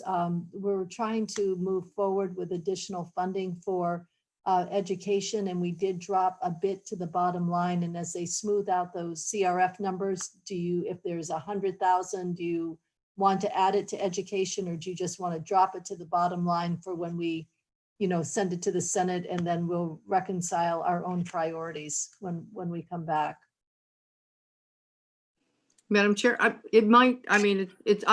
comfortable if it's a couple of dollars and we've left $10,000 on the line or something like that, and it isn't, they're probably going to run into maybe even more than just this bill, some other areas that may be off by a few dollars here or there.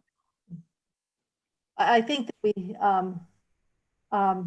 Steve, can you tell us what we have done on that chart so we kind of Yeah, I'm sorry. Yeah, I think in the chart we had adopted 32.4. So that's just a small change. The 32 million has to be changed to 32.4. And we have 32.4 on the chart? Yeah, that's the amount of money that's on that thing we based on what you had available. I think the committee had only talked about the 32. Where did the 400? In the thing that we put, and maybe that's what was before you on that chart, because you still have 100,000 on the bottom line, but I think but I was going to leave the 100,000 on the bottom line, but I think the last number that we had on your and I apologize if I should put 32, but I think the last number on the sheet was 32.4. Kitty, when we voted 32.4 in the total amount that we voted. It was 32.4. And so that's a very small correction. So we need to reflect that in the language. Thank you. Okay. Mary, was that why you raised your hand? Yes. All right. So any other questions about the language? Take a position on it. Chip, you want to put a proposal on the table, please? Sure.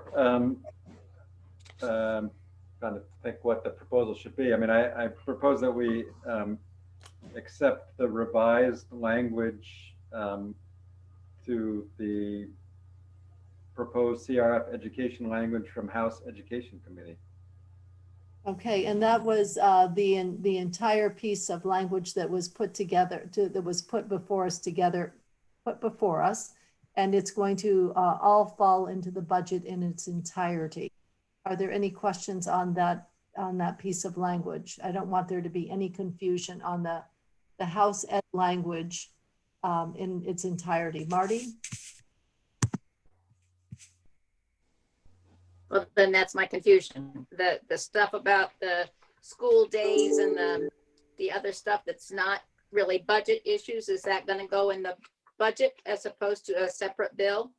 It is the desire of the committee that it moves as one piece in the budget, and so that will be a vote of our committee. So this language would be completely put into the budget, and those pieces Chip can report on if he wants to, or he can yield to the chair of House Education to report those out. We were anticipating some education language. I just wasn't following the full education committee to this extent. And the pieces were the school days, which has to do with CRF, and the waiver we need the waiver because of CRF. And then the next one, I need that language up because my memory isn't that good. There were the school days, the waiver for teaching remotely. Australian ballot.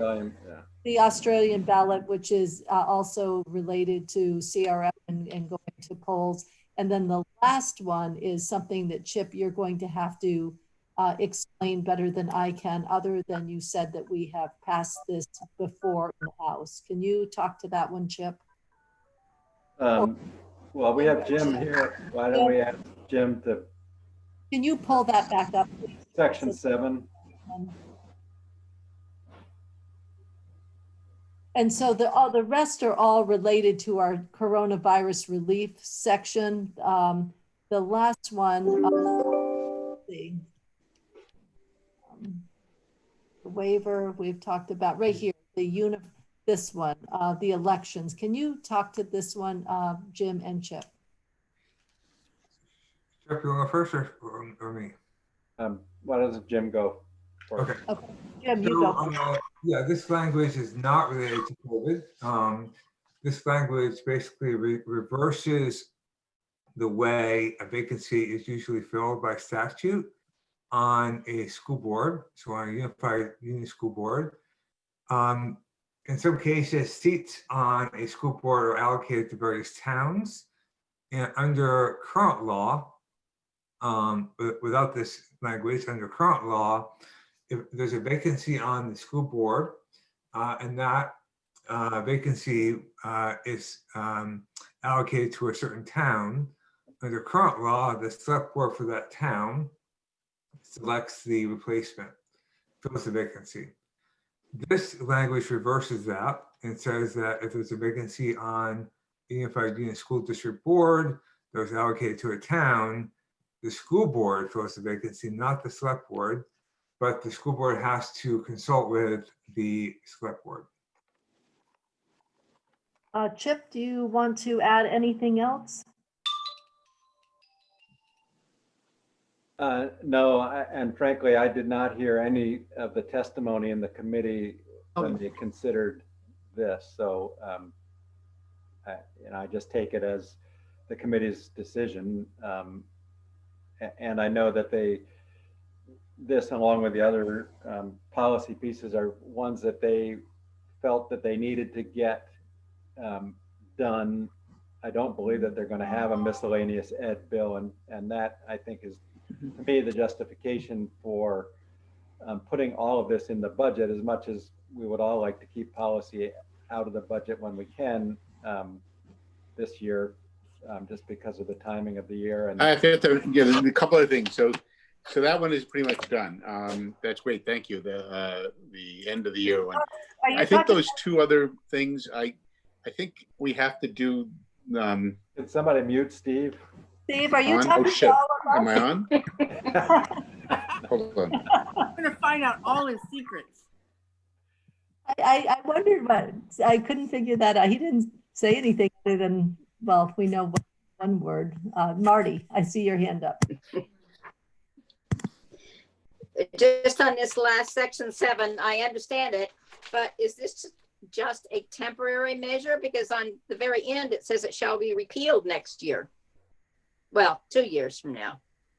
Yes, it's been temporary. This has been done 3 times so far. This will be the 3rd, I believe. It's always been temporary, and it's temporary because there's a real need to rewrite an entire chapter of Title 16 to have a chapter devoted to the governance of school districts. And that's part of a much bigger project that AOE is working on. So this is like pending that. This has been a Band-Aid for a couple years now. Okay. Can we go back to a full screen, Teresa?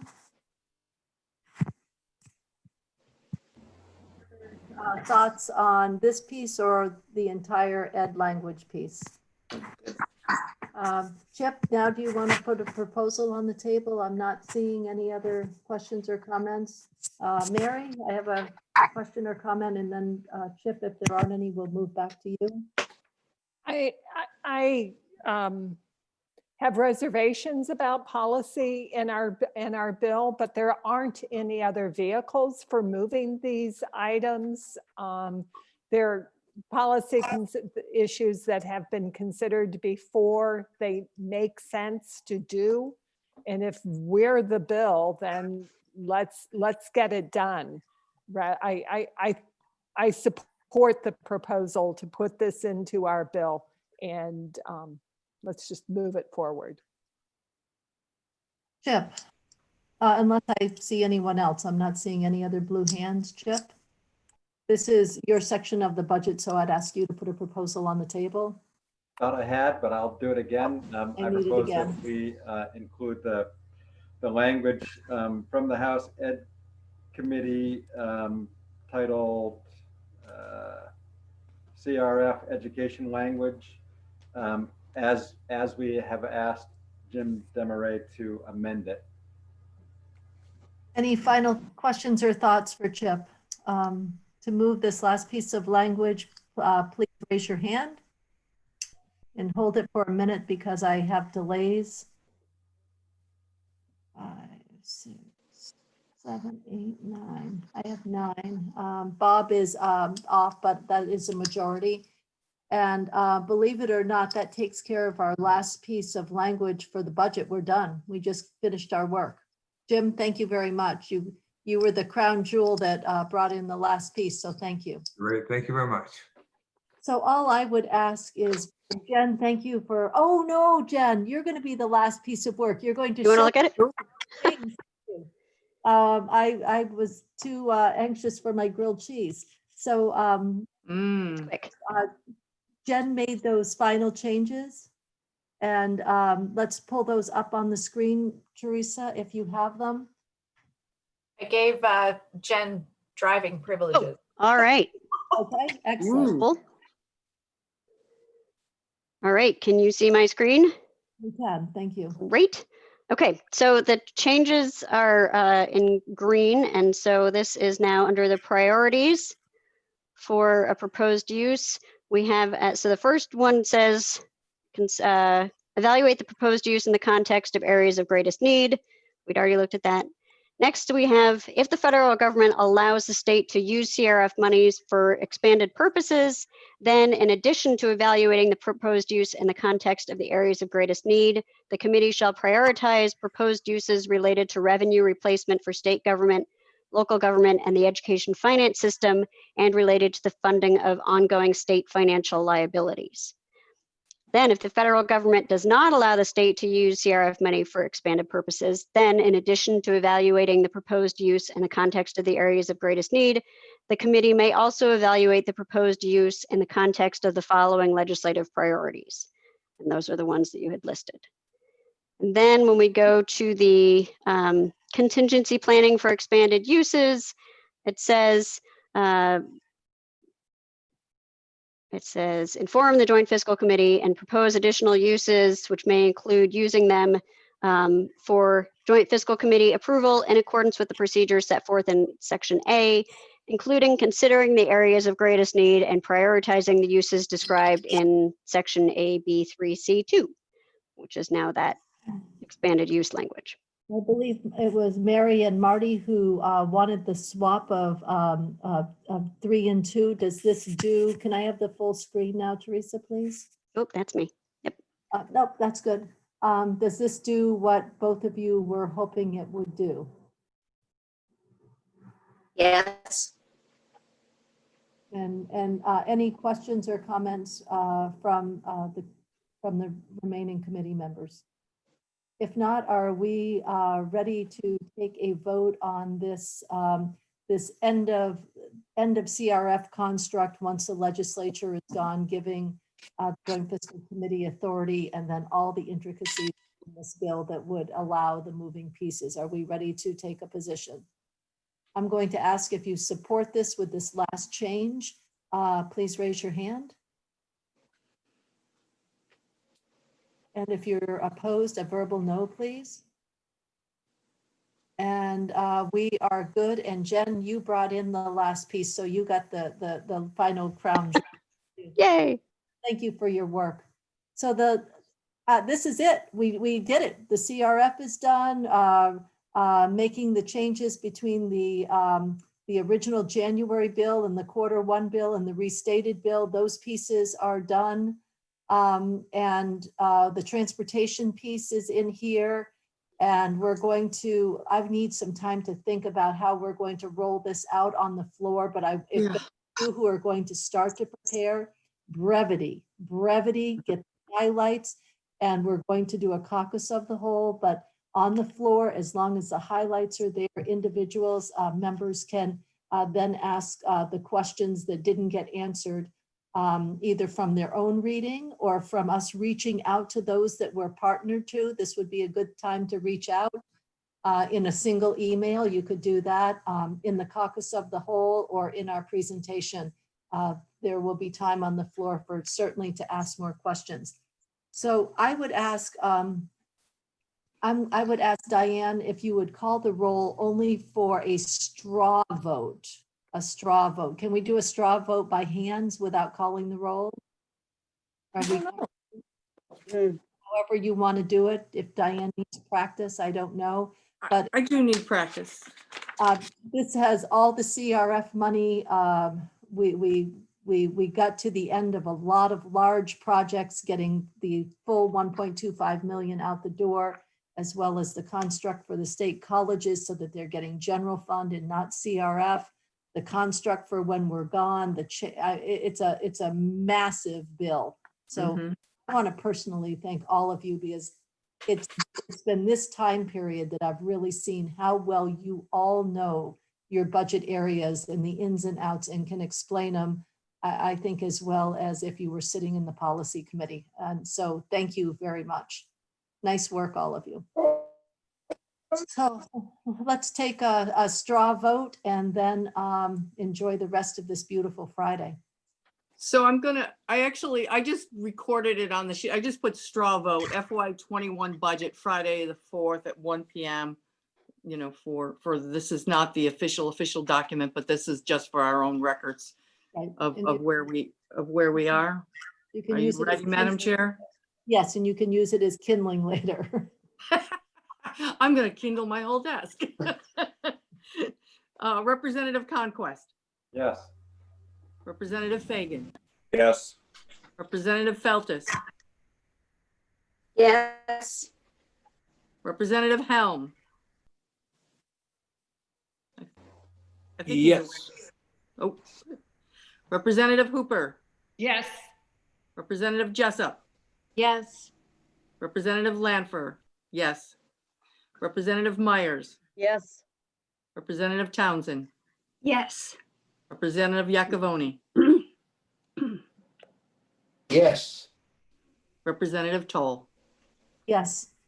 And it's 2 minutes before 1, so it's We still, need to go to the floor. it's within the lunch hour, so we made it. But kudos to all of you. Thank you, thank you, thank We you. have the floor, right? Oh, Floor's no. at 2 o'clock. Floor's at 2. Oh, really? I just printed the calendar to see if there was anything interesting. I don't think we're gonna get Is there, excused now. Diane? I took a look at the calendar for the Diane, notice. is the calendar? Today's calendar? So we're going to go offline because we've completed our work. Thank you. We'll be back on Tuesday. Watch for Teresa to send an agenda, and we will be proofreading on Tuesday. But start thinking about how you're going to present your sections of the budget. So let's go off live. Going off live now.